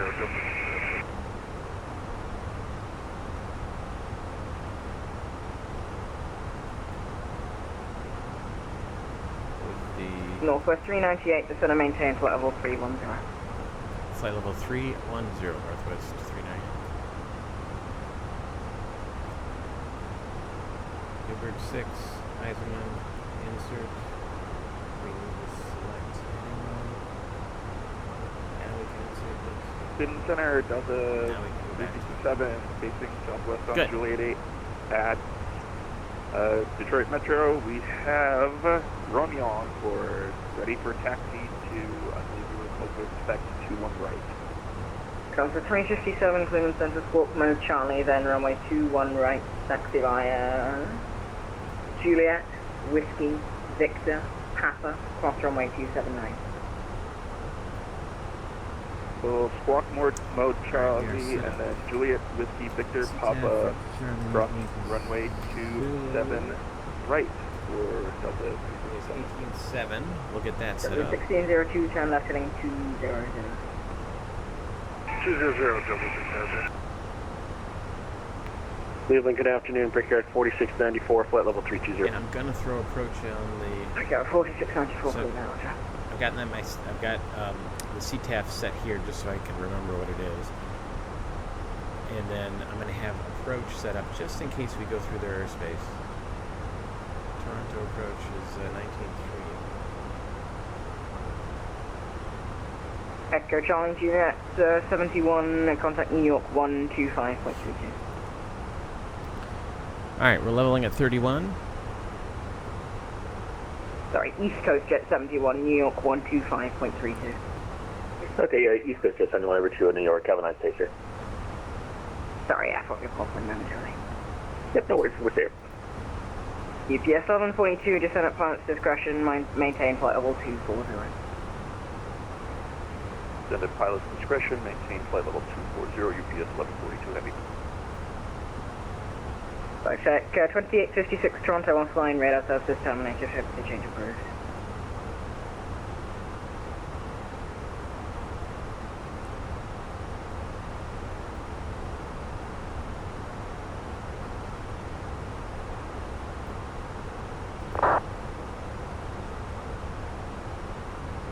Sorry, we'll change over for flagship 2056. Good day. All right, here's the new approach. Needs a little bit of a new briefing. How far are we from our second type of descent? Not far. So anyway, it's the RNAV approach to runway 5.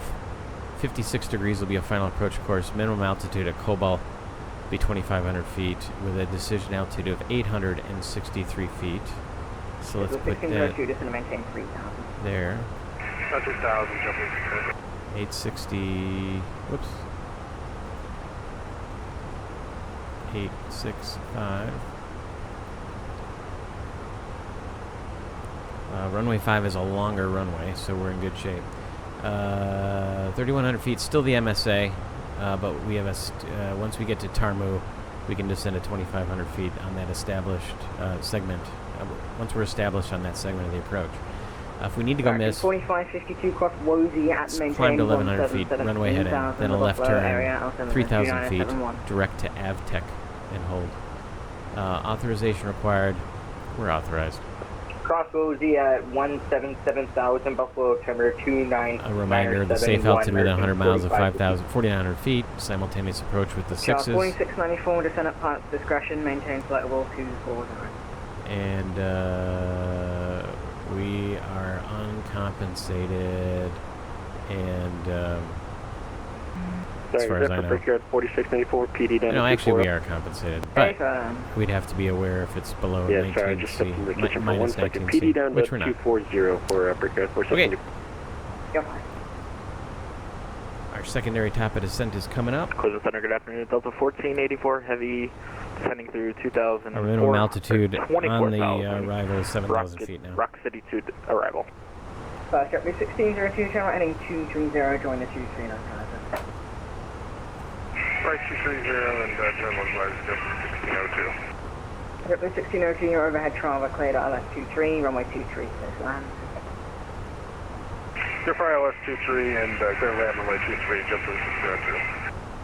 Delta 1484, radar contact 10 miles southwest of Mount Pleasant VOR, descend via Rock City to Detroit Metro, altimeter 2986.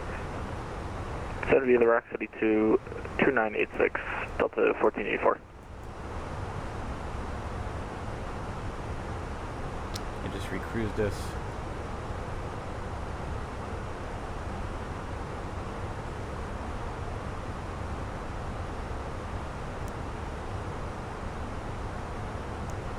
Let's reset our cruise altitude to 310.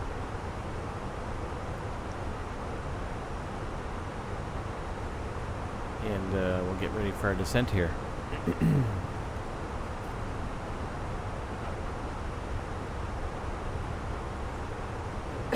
Excuse me. Do a quick ECAM status check. Looking good. Our fuel on arrival is still looking good. 6.4, plenty. Top of descent at about 20 miles.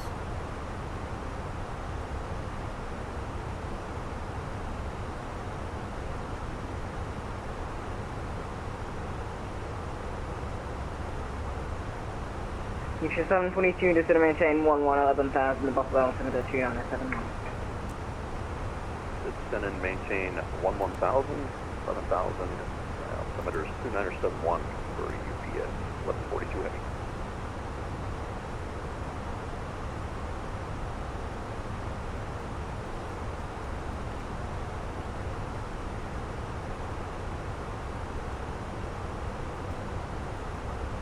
Voyager 121 radar contact, call maintain flight level 450 and say altitude passing.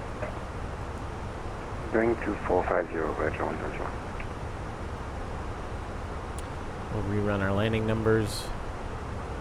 Not as critical that we do because we... Northwest 398 Chicago, correction, Toronto's offline radar services terminated, travel to change of route. Off we go to Unicon. Have a good afternoon, Northwest 398. See ya. Yeah. Alright. We are on our own, chat.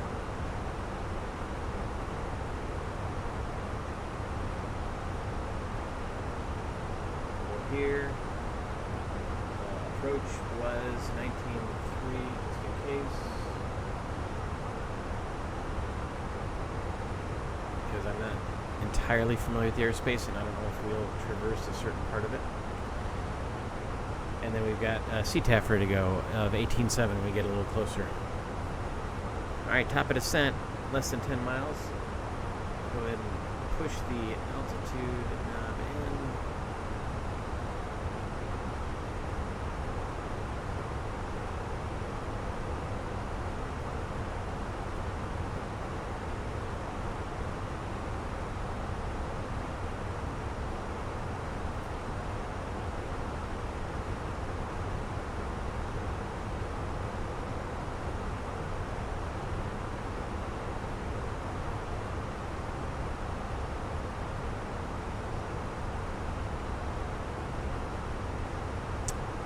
Why are we going to Newber?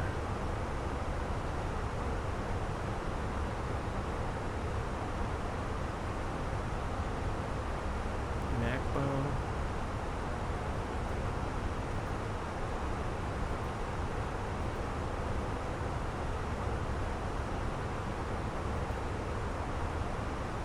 Macbo.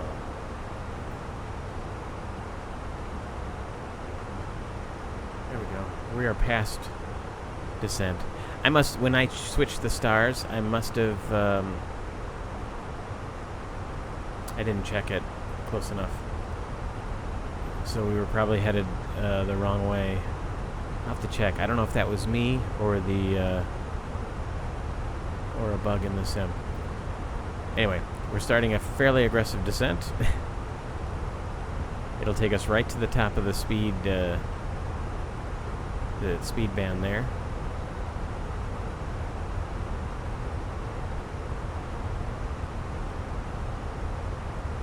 To get us to Ikbat by 7,000 feet. Anyway, we're good now.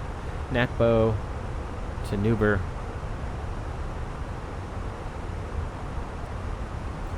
So I may have discussed this in previous streams, but if automation, and this is a very automated airplane, right? That's good and bad. It's good because it allows relatively inexperienced pilots, if they can manage it, to fly very complex procedures, but it's bad because it lulls you into a false sense of security. And right there, I could tell immediately something was wrong. I started to pick up on it when I went to descend, and it wasn't immediately descending. So again, I'm not sure if I did something wrong when switching the star and the runway, or maybe the FMC.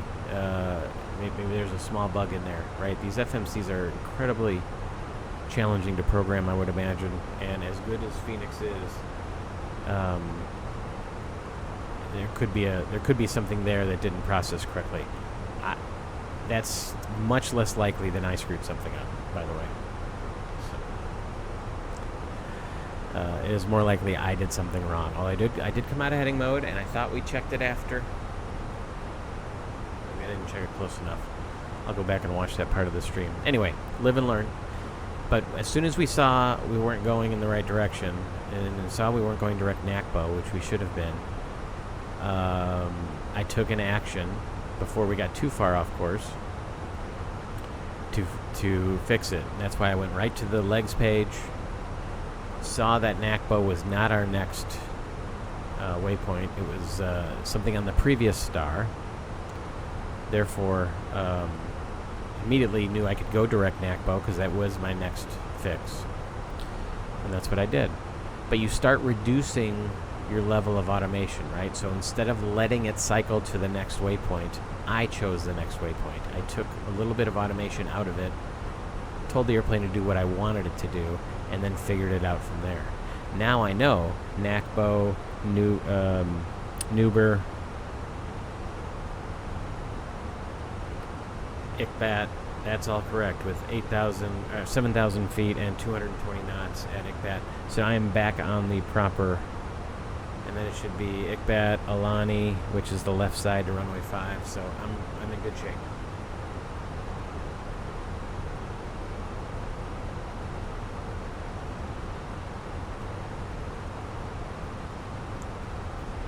Looks like I've got some competing traffic going into Toronto in the form of flagship 2856, the CRJ, at 23,000 feet.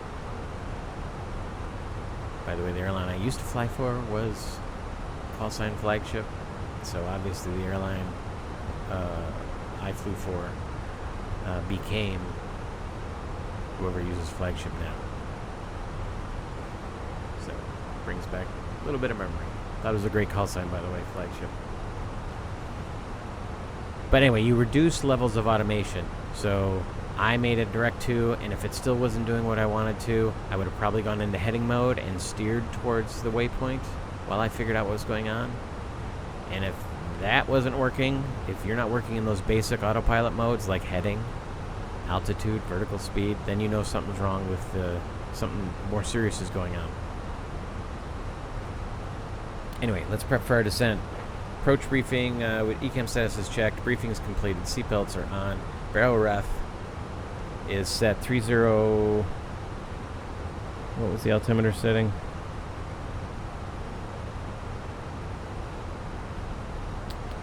$2970. So, like I said before, I like to set it here. I didn't say it before. I probably said it on the previous stream. I like to set the next altimeter setting here, so I have it somewhere. And then as I go below 18,000, I can switch over. But theoretically, anytime your next altitude is below the transition level, you can switch it over. It just becomes weird then if you're given some sort of intermediate level off because of traffic or something like that. Minimums are set. Engine mode select is in normal. So descent approach checklist is complete. Now it's blinking at us, so let's come out of standard. 2970. 2970 it is. There's that airplane ahead of us. He's doing 413 along the ground. He's a little faster than us right now.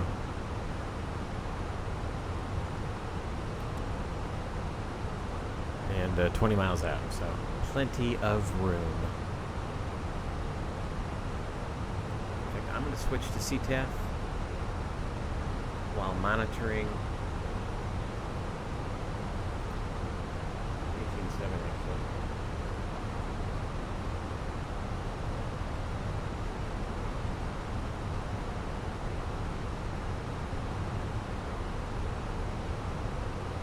So now I'm monitoring CTAF. I've got 22.8 on my second radio. So if somebody's on Unicom, I can still hear that. And if I need to transmit on the second radio, I can just come right down here and transmit on VHF2. Easy peasy. Anyway, we're through 18,000 feet, so our lights on. I would also sit everybody down. Up, I never let them up. Shame on me.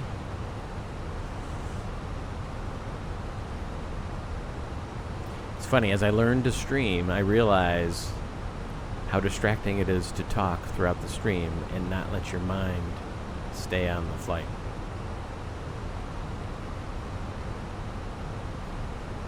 Which reminds me, Alice, I never switched this over. I should have put the transponder on below when we got to cruise in case we had to make a descent. You want to know if there's any traffic below you. We're coming up to 10,000 feet in a bit, so I'll go ahead and turn the terrain on just as a habit.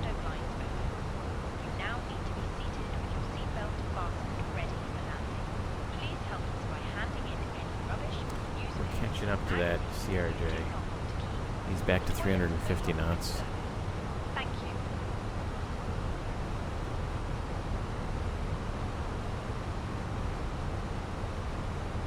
But we're doing very well. We are on VNAV path. We're on speed. Coming up to Newber. We're going to make our ICBAT crossing restriction, 7,000 feet, 220 knots.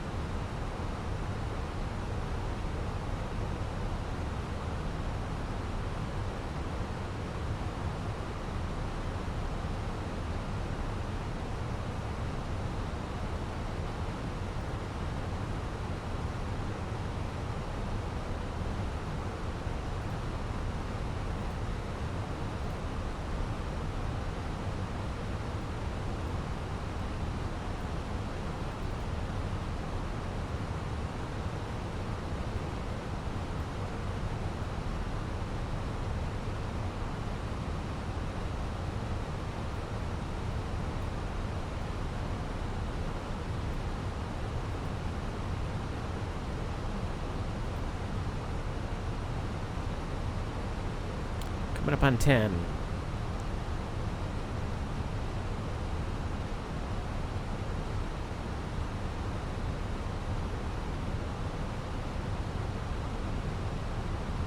There's our slowdown.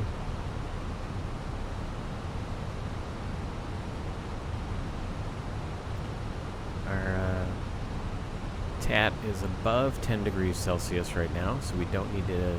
Anti-ice is not a consideration. I haven't noticed it does this in the sim. In real life, though, if it's really close, and we are slowing down too, which will lower our temperature a little bit, but sometimes the temperature will drop when you get into the clouds. So if you're really close, like we are now, a lot of times I would just go ahead and throw it on. In fact, I'm gonna. We're at minus 11.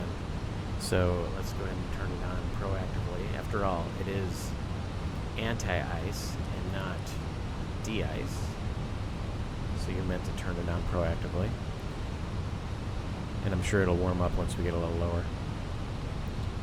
But if it's really close like it is now, 11 degrees, I know when I get into the clouds it may cool off a little bit.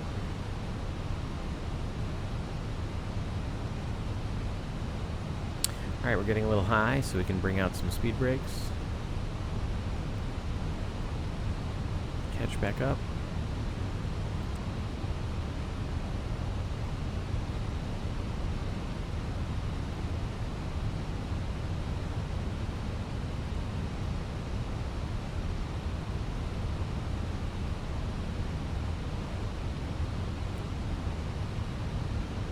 And we are catching back up. The yo-yo vertical track indicator here is coming back up. Cabin crew must now be seated for landing. Thank you.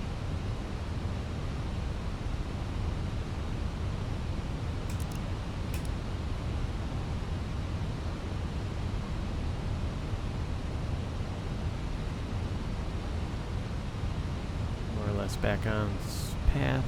Slowly bringing the speed brakes back in. Just want to be smooth. Looks like that CRJ ahead of us is on final. Has turned to go on final. We are comfortably behind him, 15 miles in trail. 7,000 feet at ICBAT. We can switch over to the RNAV Yankee, runway 5.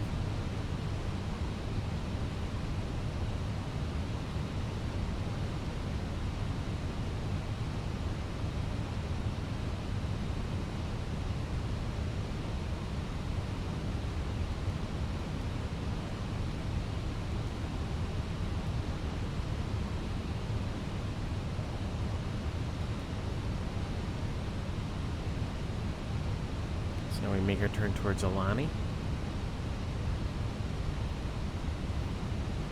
We're going to stay at 7,000 feet. 220 knots is our speed. About to enter the clouds. We're at 12 degrees. again, even though we're a little bit above, in real life, it's very easy for the temp to drop 2 degrees in the clouds. That's why on the descent, typically you go ahead and turn on the anti-ice because you're in a busy phase of flight. And in the air, there's no problem with having the anti-ice on, engine anti-ice, a little early. On the ground, you don't want to run it above 10 degrees because things can heat up, but and get too hot. But in the air, it's not as much of a problem as far as I know.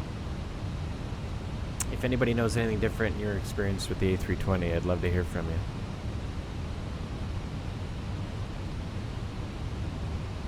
And we're in the bumps as we go through the clouds, to be expected. Notice how the temperature did not drop, so I don't think that is something that Microsoft simulates.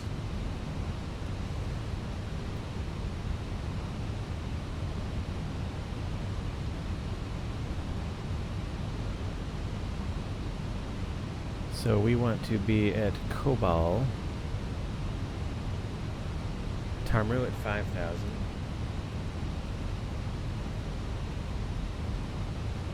And Cobol at 25.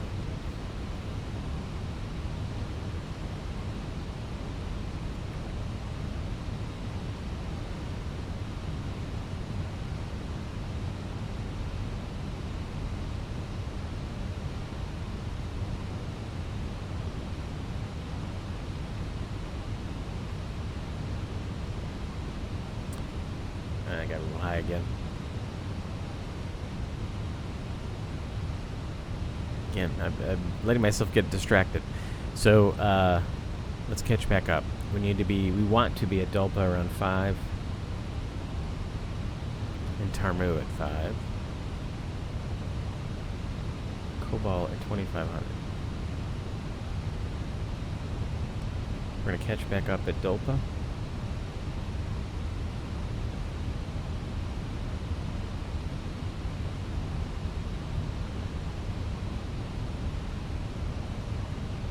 I don't mind being a little early. There's our decel point, which will bring us back to green dot. Activate approach mode.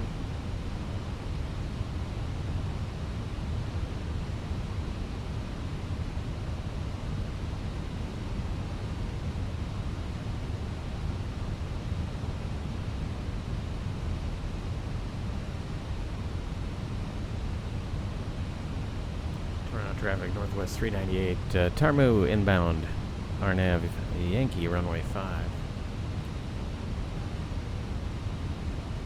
Breaking out.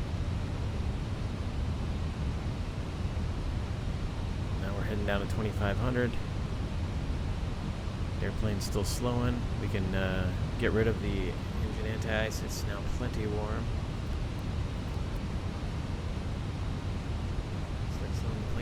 Flaps 1, speed checks.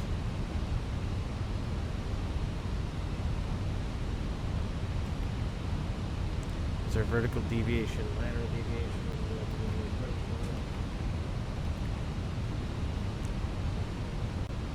App nav. Final approach. We're on lateral, we're on vertical. 2,500. And we're slowing. 2,500, check.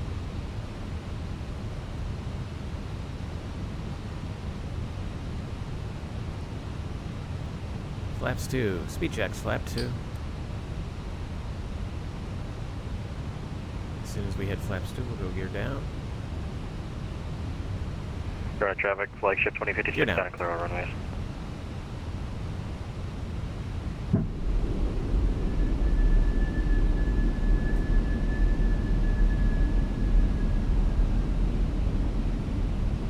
Runways in sight.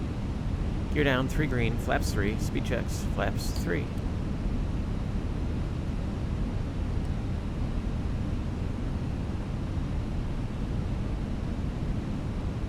Flaps 4, speed checks, flaps 4.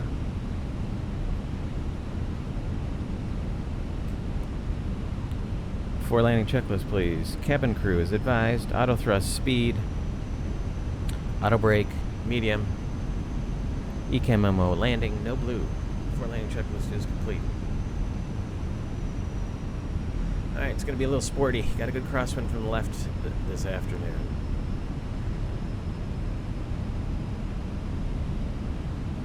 Toronto traffic, Northwest 398, Cobble inbound, runway 5.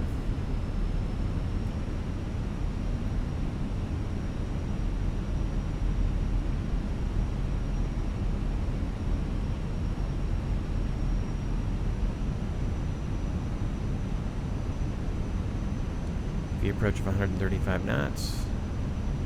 And speed is pretty much, or the wind is pretty close to what we put into the box, so that's why the Mini GS hasn't added much to it.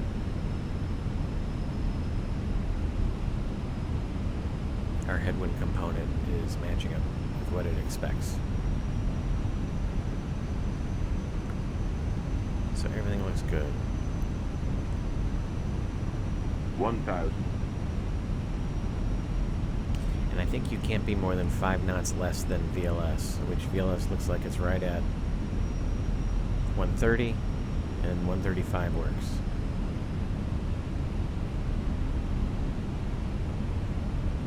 Thousand feet check, stable, sync 700.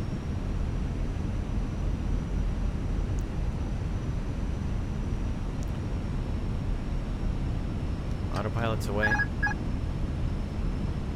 Alright, it's all on us, chat. Here we go. The crosswind physics in Microsoft are not great.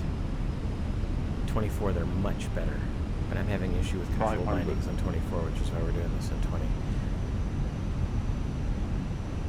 I'm going to leave the auto thrust in right now. It's fairly steady and doing a good job. I'm prepared to take it out if I need to. 100 above.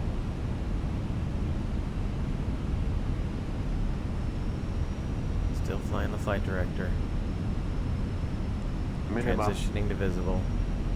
Continue. Going visual. We're on the VASI. 2 red, 2 white, right where we want to be. Let's not get off center line. It's very important to be center line in this crosswind. Look at that wind side. 100. Straight out. 40, 30, 20, retard. Retard.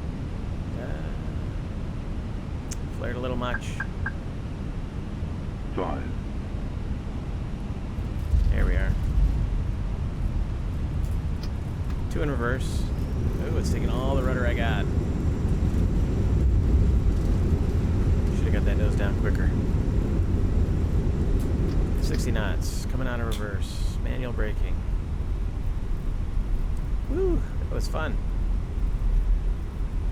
I don't know what my landing rate was, but I feel like I pulled it out the last second. I flared a little high and a little strong.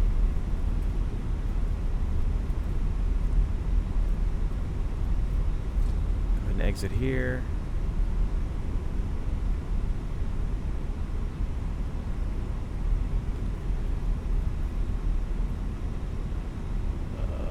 Where are we? I'm trying to get to my taxi diagram on my iPad. I gotta figure out how to hook that up. Alright, we're on Hotel 3. Toronto traffic, Northwest 398. We're clear runway 5, November 3. Alright, let's clean it up. Flaps up, speed brakes in, landing strobe, runway, wing lights off. Slow it down a little bit. Go ahead and get the 1, 2, 3. Get that on. And we're going to cross 1533 right on Hotel. Toronto traffic, Northwest 398, crossing 15 left at Hotel.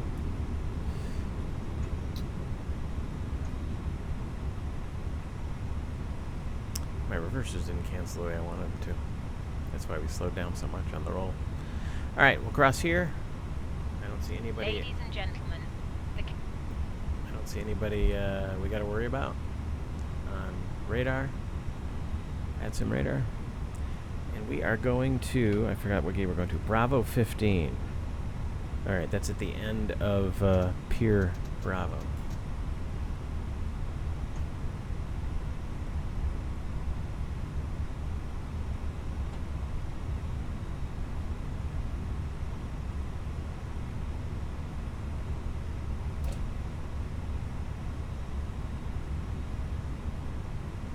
we'll go ahead and make the right turn up here on Bravo.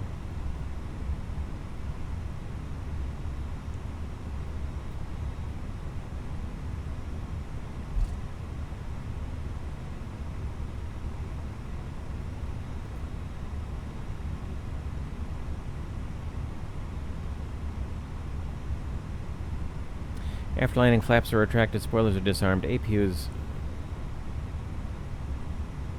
started.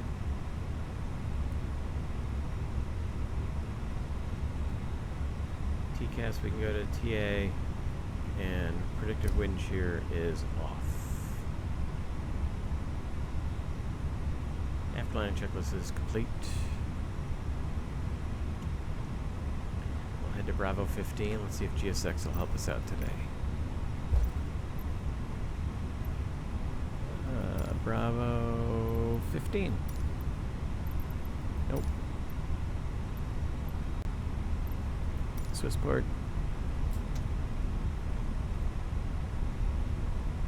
We got Safe Dock.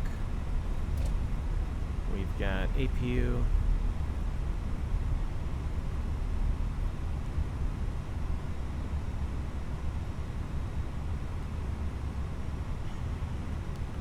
Bring the bleed on. I'm going to turn on that pump.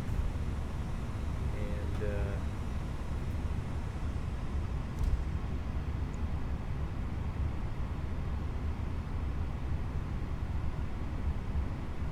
what time did we actually touch down? 18:12. 4 minutes in. Yeah, we can shut down number 2.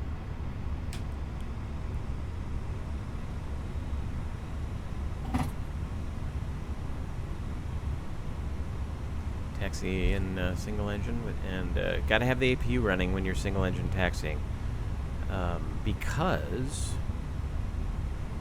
if you are not, you do not have the ability to fire the second set of bottles, fire suppressant bottles, fire extinguisher bottles, if you do have an engine fire. There is a mod that can be made, and it produces an aircraft that is SETWA, single engine taxi without APU. But if you're not SETWA approved, then you have to have the APU on when you're taxiing single engine. A buddy of mine that flies the Airbus for a major carrier here in the US told me about that one day. Anyway, we'll make the turn. There's Bravo 15 up there at the end of the Bravo gates.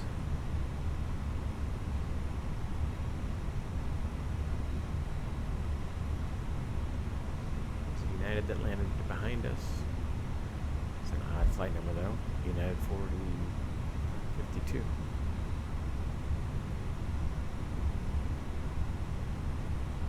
There's 15.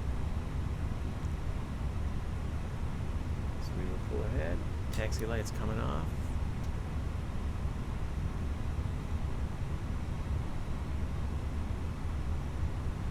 Notice how the temp in the right engine has actually gone up a little bit because there's no air moving through. That's pretty cool. Phoenix did such a good job modeling stuff like that. Now we're on track.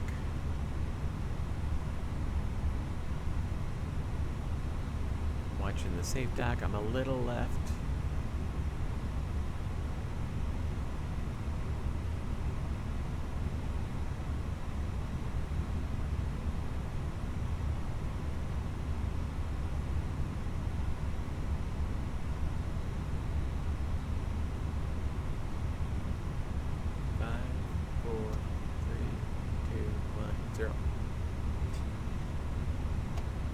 Brake is set.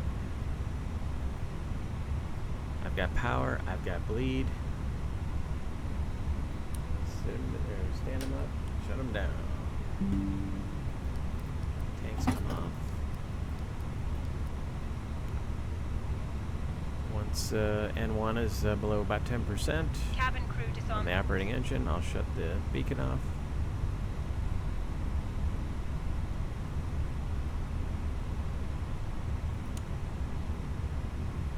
start the deboarding process with GSX. Here we go. Because I'm a nice guy, I'm going to open the door.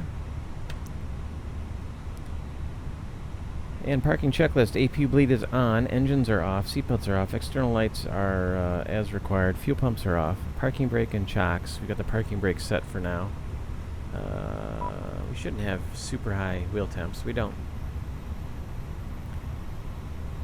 And parking checklist is complete. That company message is just our on report. You can turn the hydraulic pump off now that we're down. Please take care and hold. There we are. We are in Toronto. Look at, what do you know?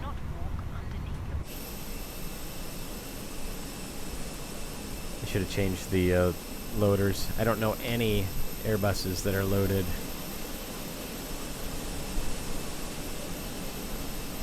with those. But we made it. Cheated death. Wooed woman once again.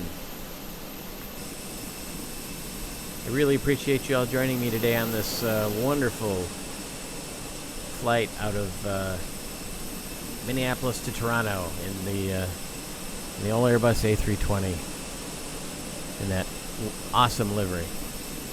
Fantastic. Hope you enjoyed it as much as I did bringing it to you. And yeah, hit like and subscribe. Click that notification bell. We'd love to see you next time. I want you to be notified next time I put out a video. I'm going to try to do at least one a week, possibly two at times. And the more, if you like what you're hearing, you know, the more viewers and views I get, the more likely I can bring you really interesting materials. But I appreciate you joining me today. We'll see you at the next flight. This is CJ, Classic Jet Sim Pilot. Keep the shiny side up, folks. We'll see you next time.